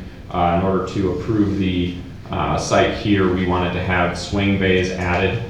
They were originally in discussion, but through negotiations they had come out, and then we were able to successfully negotiate last night to have them put back in before the board would approve this site. So thank you very much for your generosity. But swings would be offered for regular belt swings as well as toddler swings, so that even though this is a 2 to 5 site, babysitters or older siblings would have something to do in case their younger sibling needed to attend a younger age group site. This is one of the larger 2 to 5 year old structures that I've actually seen. Very excited to see that go in. The total amount of space with the 2 parks included that the park district would be accepting is right around 2 acres, which is good. That's in line with the minimum donation requirements for a neighborhood based on the village's ordinance, which we appreciate very much. We believe, even though it's the minimum requirement, that it is nestled, especially the first site with that 5 to 12 year old structure, it's nestled between what will become the Forest Preserves woodlot and a open space area that is scheduled to be owned by an HOA. It's going to feel much larger than our burden will be in maintenance. So can you go to the next we like page, that. Jason? We also think that they're decently located. We always look for parks to be centrally located within a neighborhood. The parks are not perfectly centrally located, but the first location with the bike path, which is in the northwest corner, that is specifically located so it can have a connection to the existing trails. And it's going to be asphalt paved as in line with our standard, and that's acceptable to us. And then the other 2 to 5 year old lot will be on the eastern side, but that's closer to townhomes, and we recognize that townhomes often have younger families, and that would be a prime location for a younger age group park. I do want to reiterate, the park district, we don't know anything about traffic patterns or those kind of things, and we're not in favor or against any new developments. Our imperative is that current and future residents get adequate green space. The park board weighed in on that last night and approved this donation, so we are we're happy enough with the plan. Thank you. And I wanted to point out that some of the funds as part of the agreement are going towards constructing the park in a manner that the park district asked, and so that they will be taking ownership of the parks. There's also land cash and impact per unit. It's in the Exhibit N, $620 of impact per home going and townhome going to the park district, and then another $621 of land cash, and that's in a different exhibit. Going to the park district as well, on top of the improved parks. So. Thank you. And just to make sure we're all know, those are gonna be Park District parks, so people in Windsor Point can use that without problem. Absolutely, they will be open to the public. Any property that a park district in Illinois owns by park code has to be open to any residents in the entire state and visitors to the state. So I would expect families from all over the community that can get access to the Gilman Trail, now that bridge is going in at Bellevue, would be able to access these new parks. Scott, what's the surface material you guys are using in the new parks now? So here in Sugar Grove, currently we only have 2 different surfaces on a playground, and they're both loose fill. We have loose fill rubber, as you can see at Keck Park and at the sports complex and Harder Park. And then we have loose fill wood mulch, which is at the rest of our parks. We currently own 10 playgrounds.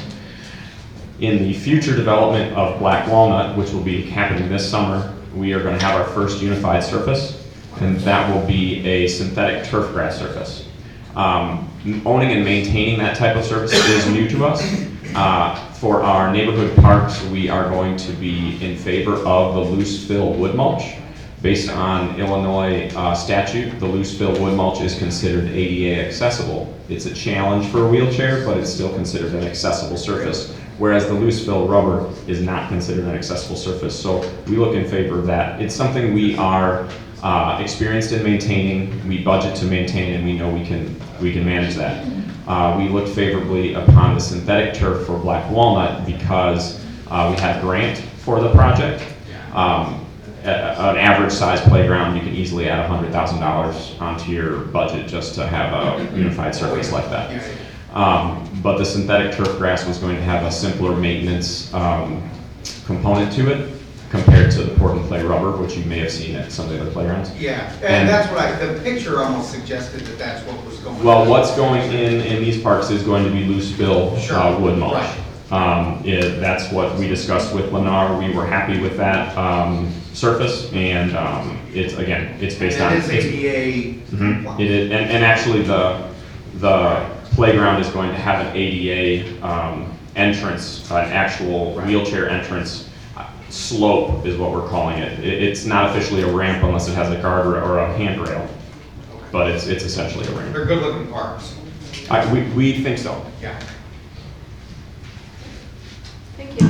Thank you for working with them. Thank you very much. It's exciting. Okay. Next up was yes. fencing, bottom of 17, top of 18. Just some fence restrictions, prohibit privacy fencing, provide maximum fence height of 48 inches, and requires all fencing be black aluminum and wrought iron. That was brought up at the last meeting, some concerns about very large privacy fences in the lot sizes, so that was added. And then exhibit for communal mailboxes, which is discussed on page 18 of the packet, and then it's the last exhibit is now Exhibit O, which will be the look and feel of the mailbox. We've noticed around in the area that there are not in the area, but not that these are required by the post office. There are sometimes some mailboxes that are not the most attractive. So we wanted to make sure that there was a higher quality one put in to the community. And this is what they're doing in Huntley. I believe this is in your development in Huntley as well. Trustee Lindy, what's the fencing HOA requirements in Windsor? Can I defer to the HOA president? They allow privacy fences, I know that you have wood fences. We do have privacy fence, it's 6 foot, but you know. Please, but I think some of it is 3 feet. If it's on if you have a corner lot. Okay. So, but I'll let. Let's see, we'll test his memory. We have rules for wood fences, and yes, generally it's 6 feet. Dog ear or shadow box, we're solid. It's not necessarily our regulation, I think it's village regulation that if it's on a corner lot or in front of the house, it has to be lower, so we defer to that. Our declaration does not cover some of the alternate materials, so we've been handling those on a case-by-case basis. We do have some vinyl, we do have some wrought iron or wrought iron looking aluminum. So think the thought process with this is if you're gonna have lots that are closer together, that you have a little level of cohesiveness between them and yet not feeling like you're blocking everything off. I asked, just is there any reason or consideration to keep things consistent between the two adjacent neighborhoods? I think the lot sizes, I think this neighborhood will look very consistent with the uniformity of the fence versus the material changes and all the things on a smaller lot. Sure, okay, thank you. Next item, Scott. Yep, next item would be Lancaster Park and School Districts. So since Matt and I do estimates off of just 25% per size, we got better house estimates on the 3 and 4 bedrooms, which to the benefit of the school district and the park district, the Lancaster numbers went up from the discussion with the village board. So more money to the schools and more money to the park district. And then the deviation for the 15-foot sign, removing the requirements to include up Sugar Grove, that's Exhibit H in your packet. Not sure if that's a picture. And I think a lot of that's been deviated already, and has it not? I mean, our subdivision doesn't have like Sugar Grove on it, so as part of those PUDs along the way, that seems like it's been something that future village boards might want to just remove as a requirement. Most of our subdivision signs don't have of Sugar Grove on them, and most of our PUD have gotten sign deviations for signage. It was essentially added in order to prevent any subdivision from being exclusionary and trying to include the various subdivisions as a part of Sugar Grove. But none of them say of Sugar Grove. Prairie Glen does. On the sign, it says of Sugar Grove. It came into effect when we had a lot of national builders looking to do subdivisions in Sugar Grove, and they were using the same names throughout different communities, like Bolingbrook and Newman was, yeah. Yeah. So that was the purpose. Okay, thank you for the explanation. Yes. And then finally, there's a deviation change from 150 to 90 for the minimum horizontal centerline radius. This has to do with the new curve for Hampton that was requested. So they need to have that, in order to be able to do that, we need to have the centerline radius at 90 in order to accommodate that. And that's fine with you, Brad, that's gone through you and Brian. And Fire has looked at the final Fire's plat and the looked change at as well, and they've okayed it. That's good. Happy to answer any questions about the development agreement. Any questions? Any further discussion? Okay, hearing none, roll call please, Tracy. Trustee White? Aye. Trustee Aaron? Aye. Trustee Michaels? Aye. Trustee Lindy? Aye. Trustee Bonnie? Aye. Trustee Thomas? Aye. Thank you, motion carries 6-0. Welcome to the village. Thank you for working with our staff, we appreciate it, look forward to your project. Thank you.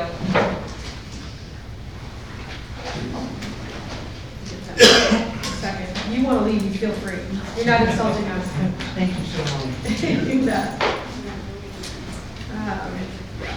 Up next, we're gonna address H and M together, even though they have separate approvals. But item M first is the ordinance amending the Village Code Title 12, Chapter 7 for dedication of parks, lands, and school sites, payments of fees in lieu thereof, Section 1275D. Scott. Yeah. Oh, you wanna? Do I need to include myself? Schools up. Yeah. And wouldn't hurt. Yeah. Okay. Jamie has to pull this. You can just abstain? Yes. Just abstain, you don't have to leave it around, we don't take it as a vacancy. Okay. Just abstain, okay. So, did you want to do the item from consent first? or No, do you- I want to do item M first, I think if the village board agrees with that, then we have to adjust the language on H. So, we'll start with M. Okay, Scott. So in front of you, you have an ordinance, and amending this ordinance. Basically, the land cash for parks and school is an optional fee. Not all municipalities do it. We do it. It's not obligated by our village. If a entity, parks or school district, decides to enter into litigation, and we have an optional fee that we provide to those entities, those dollars should not be used to litigate against the Village of Sugar Grove, and then we would incur, you know, costs, and we're not paying ourselves for that. So that's why this is in front of you. This is a protection for the village as they're issuing dollars in good faith to the other taxing bodies, that those dollars wouldn't then in turn be used against us in a lawsuit. That's why it's here. Any discussion? Consistent with whether other taxing bodies do, I would think. Like I said, it's an optional fee on behalf of the village that we don't even have to have. And so for providing land cash to the other taxing bodies, you should protect the village that it can't be used against us. I think that makes common sense. I think this is wrong, and I think it's wrong that we're bringing it under general business. One of the last meetings, a number of elected officials to be serving at should have come up under discussion before the village spent any time of the attorneys to draft this ordinance, and then we could have gone from there. But I think this is wrong. If it does pass, I do ask that we put it on new items in May to remove this ordinance, because I think it's Then you would wrong. be going against your own village. So- You'd be putting a policy I don't against to think go we should against be- the village. So- I don't think we should be holding. Then maybe we shouldn't tax issue dollars. dollars at all. Yeah. So you have no problem giving money to a taxing body so that they can sue us? Yep. In this case, with So- the premise of the TIF being formed illegally, or, you know, they have their reason, and they have a lot more money at stake than what we're gonna be generating in these land cash fees, so. Okay, so I was adamantly against the TIF. Okay? Yes. So that was decided. And if they want to sue the village and try to overturn that TIF, that's on them. Mhm. We should not give them money to try to sue the village. I still have to look after the best interest of the village. The best interest of the village is not to encourage someone to come sue us. No, the best interest is not to approve that TIF.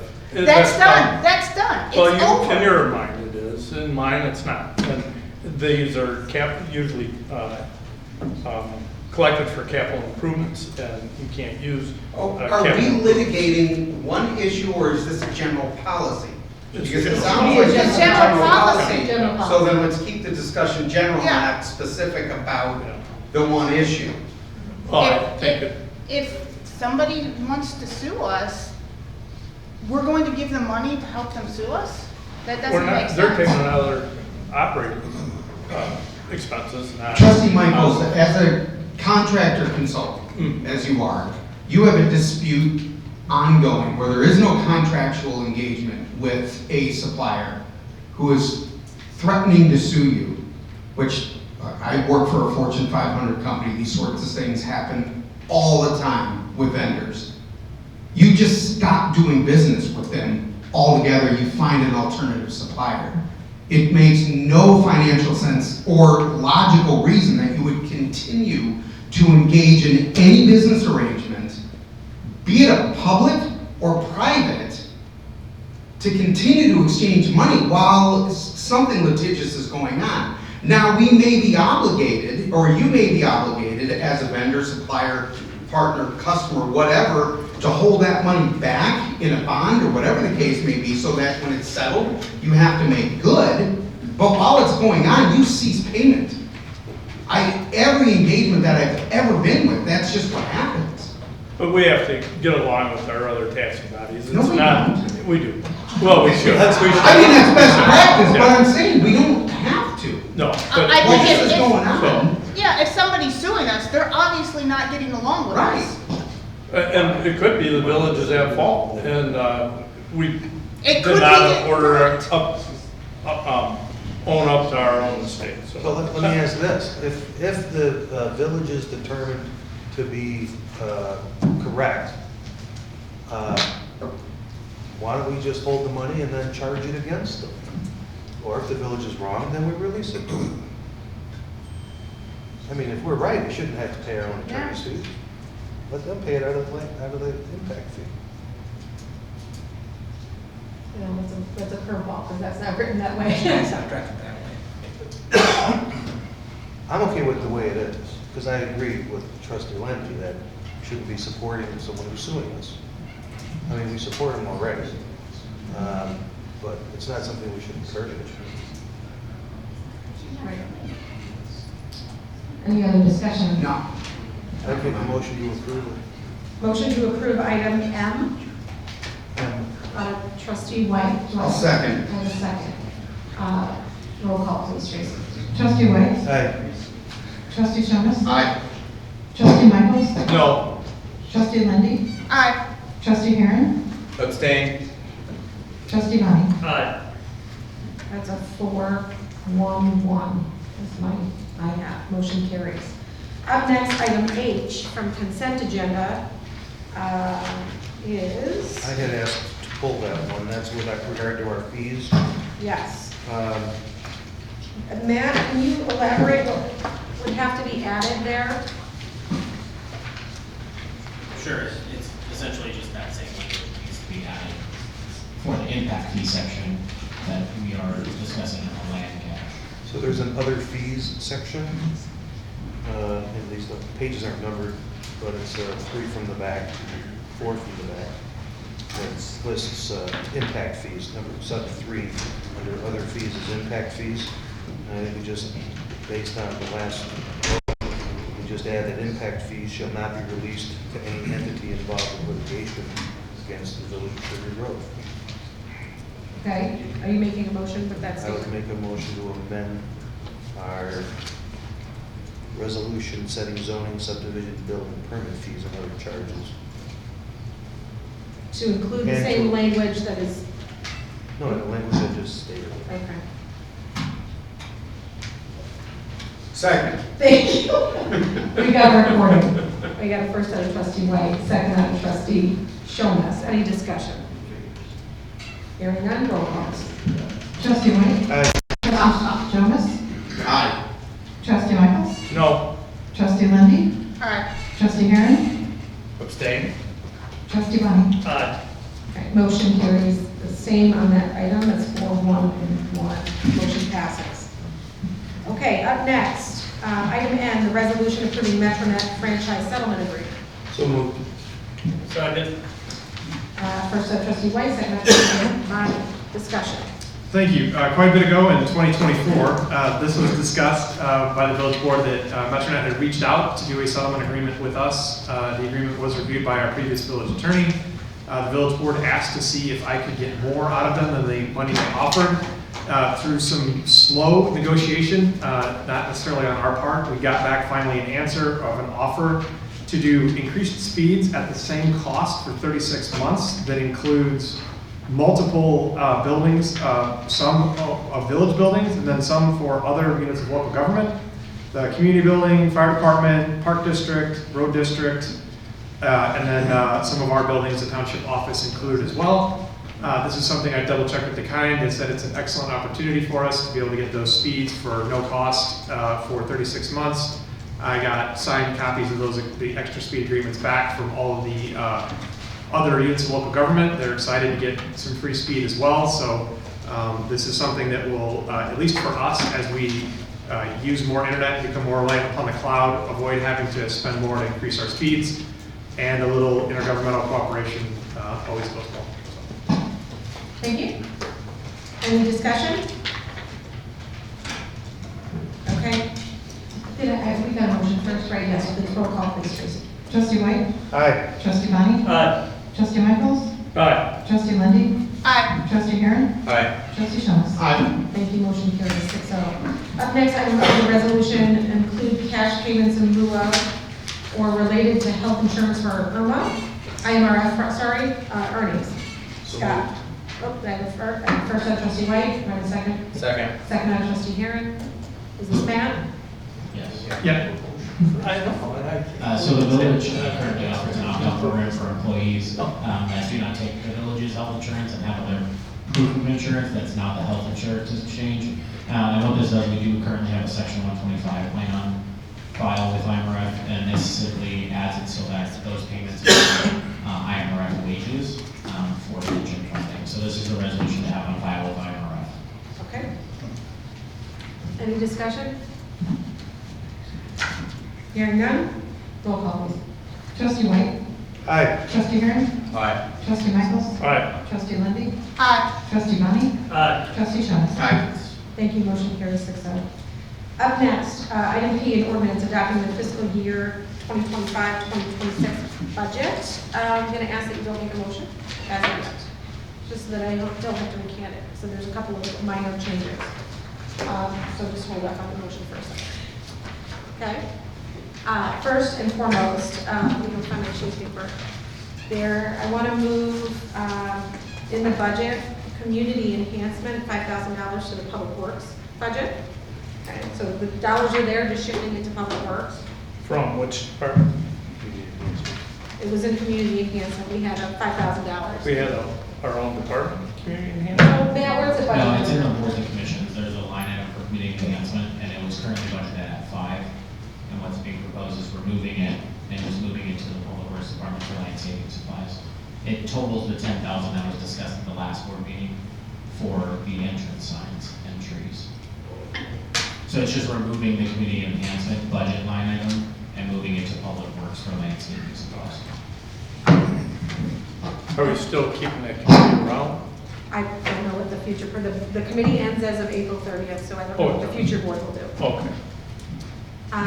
Next item, approving the budget, I'm going to ask that Michael in retirement, his dollars, so we'll have to discuss the appropriate dollars that get moved to capital in the budget. I know that one of the things that will come in front of the future board are some amendments to the police department. So there will likely be some more dollars needed to finish the police department build out. So utilizing those dollars and moving those to capital. So now what would be a rough estimate, if you have one, that covered salary, not for the entire department, but just Michael? Yeah, so being able to budget for the retirement and everything for him would be about another 115,000 added to that capital fund transfer that we currently have budgeted at 200 in the Because portion of the salary is paid out of the TIF. Portion of it, and then there's going to be some overlap for his retirement payout for overtime that will cross into next fiscal year. So removing that amount plus that funded portion, yes. Okay, so it's roughly moving 115,000 just to capital. Correct. Is the board okay doing that? Is that everything? That's it? So moved with the amendments offered. Second. Any discussion? And first by trustee White, second by trustee Heron. Roll call, please. I do have a further discussion. It looks like under this current year that we could have a larger surplus than what's being budgeted. How will we address that? So that'll be discussed during the audit in September when we bring it back. We do that every year, and it'll be brought back with any surplus for what the board would like to do with those funds. And there is no immediate need for any expenditures before the year end? No, we discussed everything at 6 months and added that all back in. That was anything that was cut from the budget times. But it looks like there's going to be a significant surplus, so, okay. Thank you. Roll call, please, Tracy. Trustee White? Aye. Trustee Heron? Aye. Trustee Michaels? Aye. Trustee Lindy? Aye. Trustee Bonnie? Aye. Trustee Shaughnessy? Aye. Thank you, motion carries 6-0. Up next, we have public comment. We have no items on the agenda for discussion. So if you'd like to make a public comment at this time, please feel free to step to the podium. You have 3 minutes. Going once? I'll go.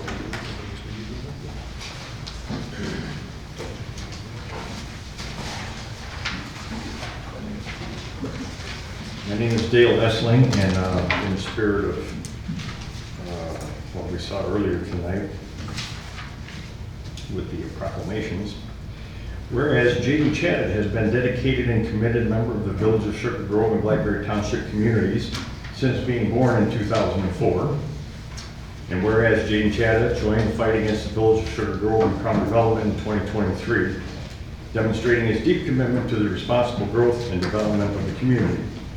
And whereas Jaden Chatta serves as Vice President of Neighbors for Sensible Growth beginning in 2024, providing valuable leadership and guidance, along with the obtainable valuable information used in the fight against Crown and their abomination of the development. And whereas Jaden Chatta served as a trusted board member of the Neighbors for Sensible Growth from its inception, contributed to the continued success in their efforts to stop and or overturn the decisions of village board members. And whereas Jaden Chatta has generously volunteered his time and effort to help with the Sugar Grove corn boil, showing his ongoing dedication to keeping up with good neighbors. And whereas Jaden Chatta is the humble grandson of Sue Chatta, who has supported him throughout his many months of service to the community.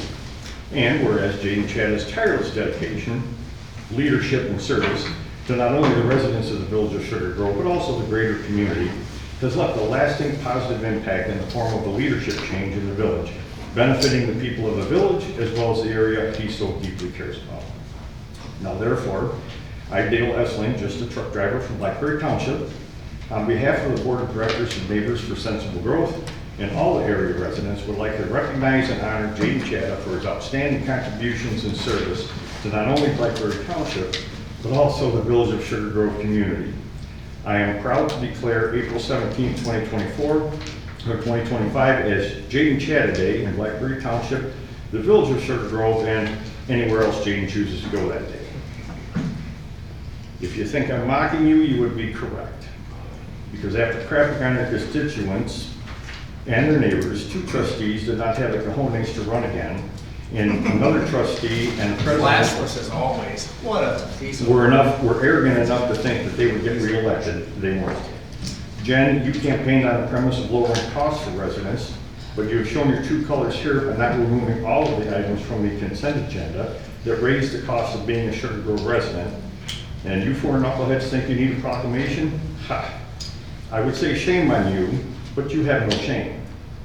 There is a saying, and I think you should all keep it in mind. The toes you step on today are attached to the foot you will find in your ass tomorrow. Thank you.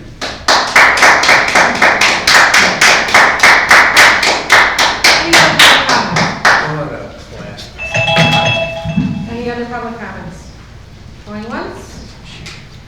Okay, come on up. Good, right?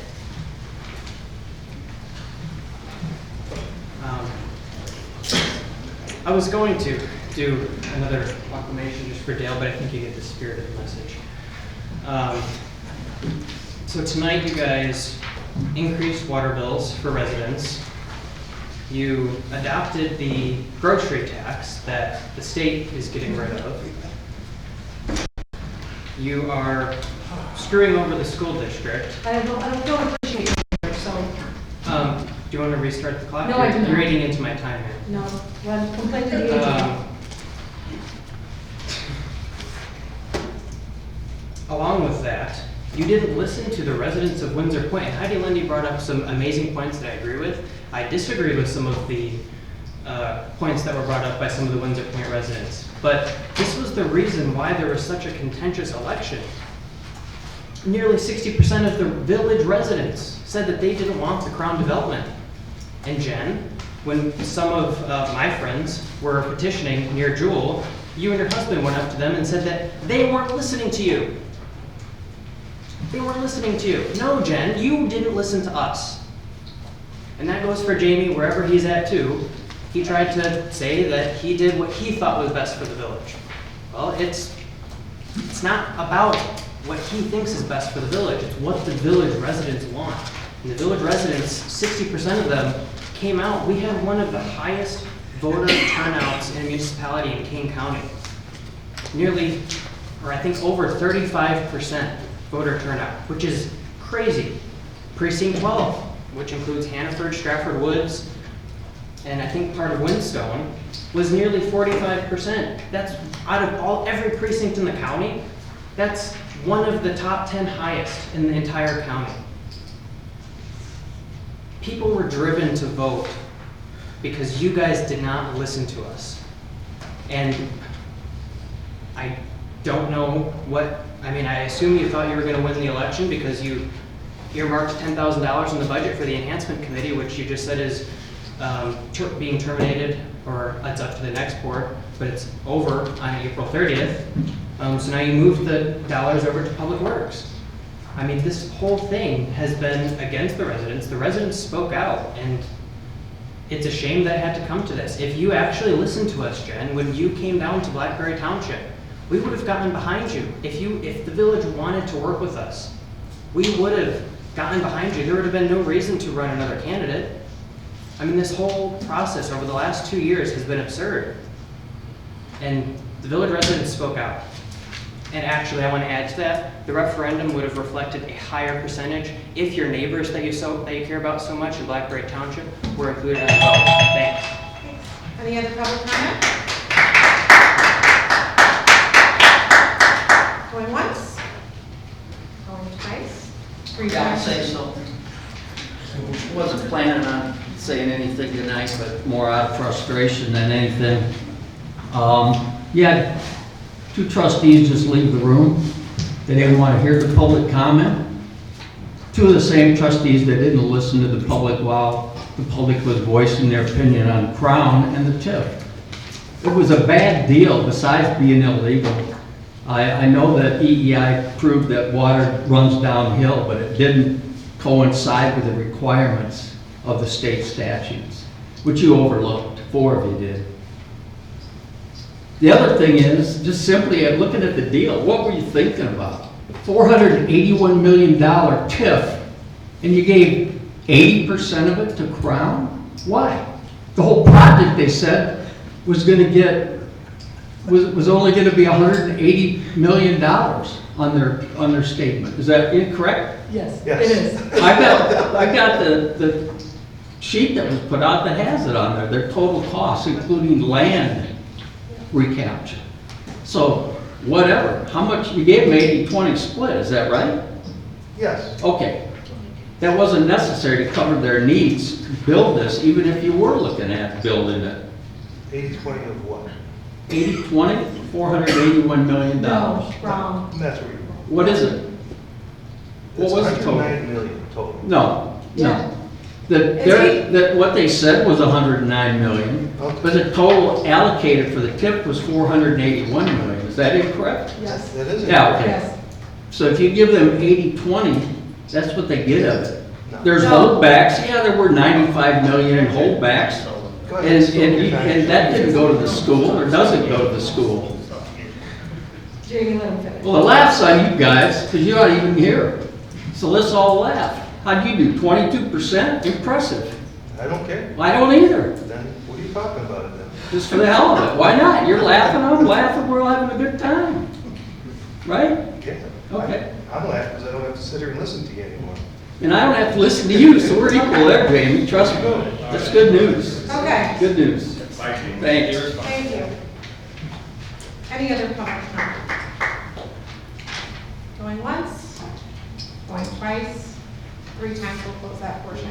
Up next, staff reports. Scott? My report's in your packet, happy to answer any questions. Any questions for Scott? Hearing none. I'm just gonna go out from that one for website. Chief, I'm gonna go to you next, I'm sorry. Sam, I don't have anything else to add. I can answer questions. Any questions for Chief? Hearing none. Michael, you're not last. I wanted to give a quick update on 8 new business projects that economic development and redevelopment departments are working on. On April 3rd, Cilantro had their ribbon cutting. Grand opening is the next day on April 4th. True Vet, which is going into the Church Road Center, taking 2 lease spaces that they're going to combine. They've applied for a building permit, and then they'll schedule a grand opening when the build-out is completed. Next up is Bright Path, which the Department of Child and Family Services completed their inspections, and they're waiting for their state license so they can open it. It's a long process. They'd like to do a grand opening in the spring. Fourth business is Data Link. They're relocating their corporate headquarters from Batavia to 474 Division. That's that 3-unit multi-tenant office building on Division. They closed on the middle unit, and they will be applying for a building permit. The 5th one is Rosewood Farm. They have completed construction of their new event facility, and there's a grand opening on April 24th. The 6th item is 2 businesses, Clean Edge and Timberstone. These businesses are redeveloping the vacant building at 11th Barlow. They're relocating Clean Edge Construction from Yorkville to Sugar Grove. And they'll be opening a new business in the same building called Timberstone Building Supply, where they'll be selling customized cabinetry. And the building permit has been issued on that project. Number 7 is Jiffy Lube, which will be constructing a new facility on the outlot facing Galena Boulevard at Sugar Grove Center. They have applied for a building permit and talked to them about the groundbreaking ceremony in May. And the last item is the GMX Starbucks project. Construction is well underway for a new Starbucks and a 3,500 square foot lease space adjacent to it. And there's GMX still projecting a late summer opening for Starbucks. Once they turn over the building to Starbucks, it takes about 3 months for them to complete their internal build out. So again, still projecting late summer. I want to give it up again on those 8 new business projects. The last thing I want to mention is that I've had the pleasure of representing the village on the Aurora Area Convention and Visitor Bureau Board. I'm going to I placed Mr. Shomas on that. I'm going to my last board meeting for them on April 24th, and we'll be stepping down from their board. It's been a pleasure representing you on that board. That's my report. I want to say thank you. Thank you, Michael. Thanks, Michael. Any questions for Michael? A quick, important question. So Starbucks, now would it be open for business in late summer, or is that Open for just when they business. do? Okay. No, that's, yeah, they'll be open. They'll have a big grand opening in late summer. Okay, all right. It's time for pumpkin spice latte. And can we go back for 1 second, Chief, to the speed limit sign that is in the room, and that just let the board know what the intent is with the new speed limit sign? So part of Jen and the board's initiative was hopefully to lower the speed limit in the residential sections of the village. This is a sampling of what we envision that would go at all the entrances to all the subdivisions as we're able to adjust the speed from 30 down to 25. So it's got a protective covering on it right now because it's still a useful, could be used sign. So I'll be happy to, just wanted to say thank you. I think it's a great initiative that we're trying to push for the safety of the residents in the residential area. Our number 1 complaint typically is speeding autos in the subdivisions, and I believe this is going to help us address, and re-educate the public on this. Thanks, Chief. Dan, I have nothing to add. any questions for Dan? Hearing none. Brad? I have 2 things. Okay. The bridge is built, Hey. 2-3 weeks to get it painted, so we're still online for May-ish. Good, I know that Scott Nadeau is here, and I think that part of that initiative was trying to coordinate, right, a bike event. So hopefully you're working on that, and we'll work with our staff. Yeah, it's great to hear a date. Thank you very much, Brett. Yep. And then, reminder, Parkway Tree Program 50/50s ends Friday. Okay, so if you want a Parkway tree on I'm the trying to 50th. blast it, she updated Facebook again today, Okay. for me, so. Perfect. That's a good opportunity to take advantage because the village plants it as well. So you pay half, but they do all the work, and then they bag it, water bag it, so it's nice. Thank you, Brad. Thank you. Matt? The only update I have is on the solar field incentive. So we did get confirmation in the full packet back. We are getting actually 40% back, so it was confirmed. So we're getting roughly about $417,000 back on that solar field. With it being tax day today, Sikich has not filed it, but they should hopefully be doing that in the next week to file the actual return. And then we just wait for the incentive, but it was confirmed the additional 10%. So it's a total of 417, and as in my report, we did get our first SERC payment which we will get annually as well. Thanks, ma'am. Okay. Didn't miss any staff. Trustee reports. Trustee Michaels. Attended Cilantro's grand opening. It was a nice event. Impressed with the build-up. They did a good job. Their food is great. Yeah. Very nice. Thank you. Thank you.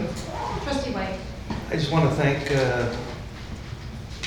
everybody on this board for 4 fun years of getting some things done. I especially want to thank the staff. We have great staff. I was actually talking to Scott today about it. I'm having dinner and drink with Brent Eichelberger next week. Okay. And he told me to thank him for the staff picks. Seriously, Matt, I've seen your praises all the time. You do a wonderful job for this village. Couldn't ask for anybody better. Brad, I know you're a huggable guy, but thank you for your dedication and your knowledge. Danny, you know what? You've grown a lot in this position, and I appreciate that. I mean, I went from having someone in your position who I kind of had to look at everything over again, and I don't have to do that. And so I appreciate that. Of course, Chief, don't give me any tickets. Michael, wonderful job, really, and congratulations to you on the retirement. Tracy, thank you. You've done a very stellar job in a little bit of time that you've been here with us. Scott, you brought a great demeanor to the position, great knowledge. I love your analytical mind and how you apply it. So I just want to thank you. And as Trustee Lendy said to me earlier today, she's going to miss our arguments, and I will too. So thank you all. Thank you. Trustee Lendy. Good stuff. First, library board meeting, I attended on the 26th. Just some information, they've got homebound deliveries now for anybody who needs them. They're closed on Easter. They're working on some much needed building repairs, cupola and the roof. They do have a vinyl records collection now. They do offer a notary service, and license plate renewal is new. They're having a free comic book day on May 3rd, if anybody's got kids that love comic books or you like them. And there is a really cool Dead Man Lane Murder in Sugar Grove program that's going to be there. That looks really, really cool on April 27th. It's about a murder that happened in Sugar Grove. So I encourage you to really look at what's going on in our library, because that is really such a valuable asset to our village. I also was on the Wildflower Walk with Mary O on Sunday. It was extremely well attended. There was probably about 40 people there. Just so you know, if anybody's commented about the cutting of the woods, Bliss Woods, that is, forestry is a science. And so if you don't understand it, it might be because you're not, forestry, person, but they are doing it, and so it is good forestry practice so that the forest stays healthy. They're not building something and tearing down the woods for, something that, not supposed to be there. They're doing it the way it's supposed to be done.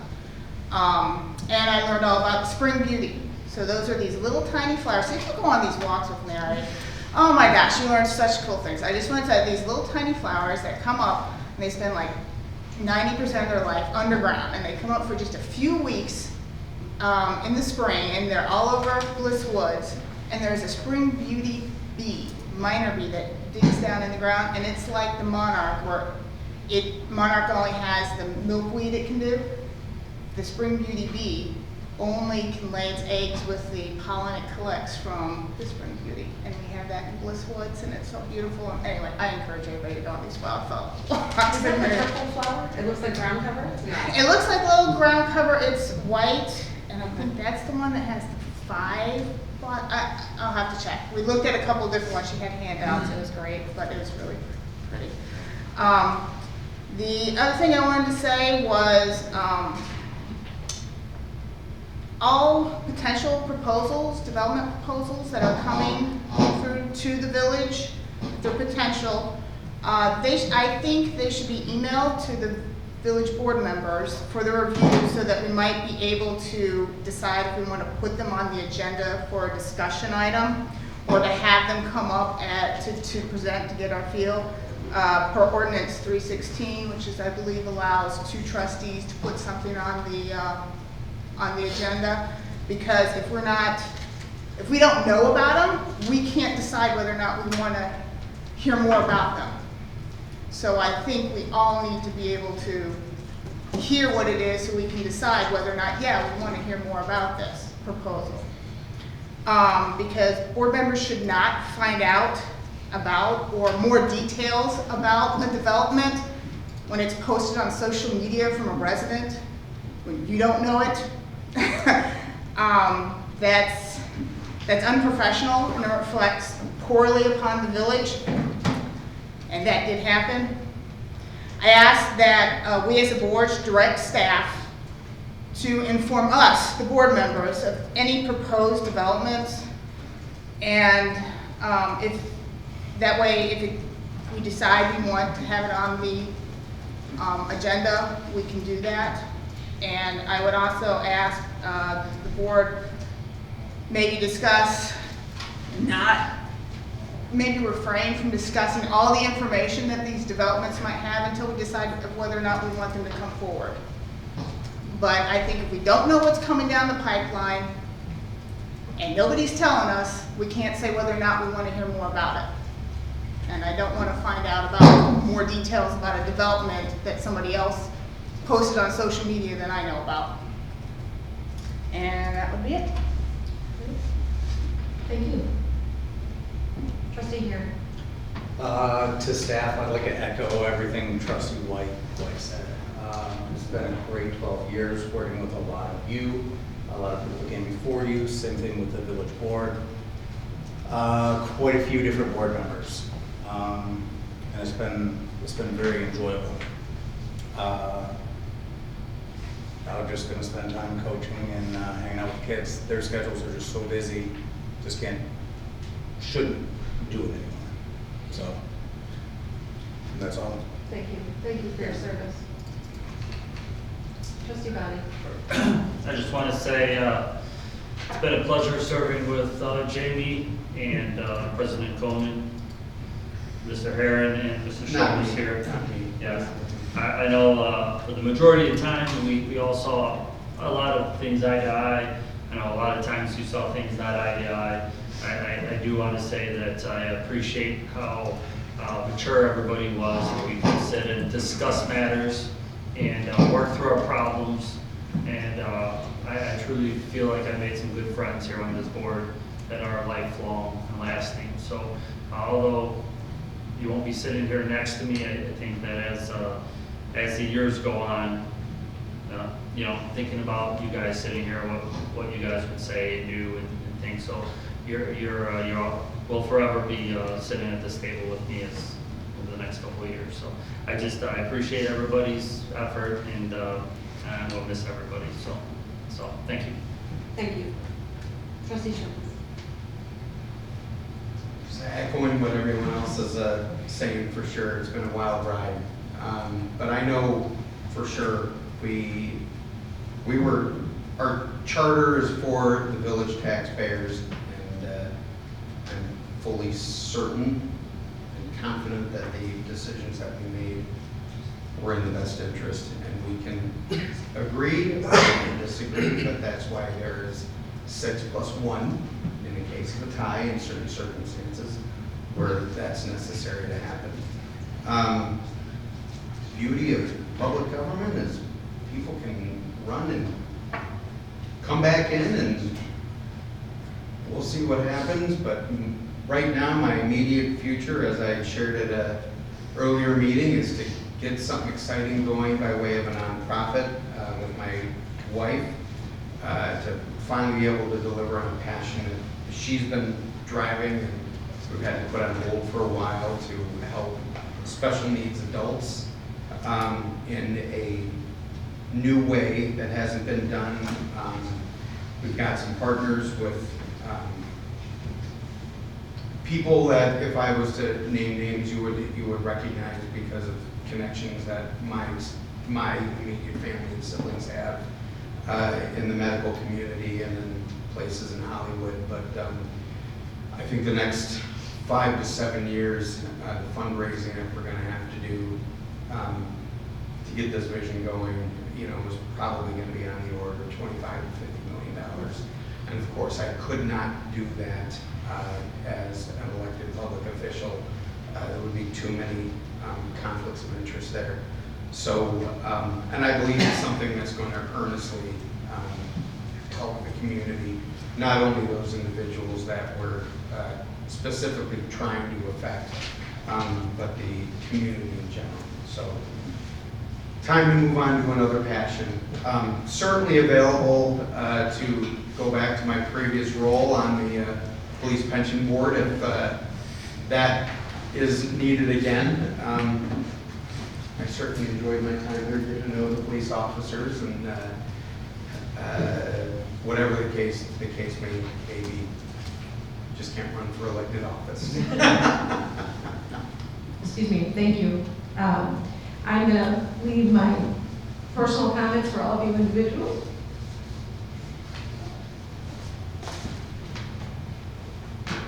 Thank you, President Cohen, for your time and dedication. So, motion to adjourn. So moved. Second. Roll call, please. I'm sorry, First, I White, second, here. Trustee White? Aye. Trustee Harris? Aye. Trustee Michaels? Aye. Trustee Lucky? Aye. Trustee Bond? No. Trustee Shores? Aye. Motion carries 5. Thank you. Good night, everyone.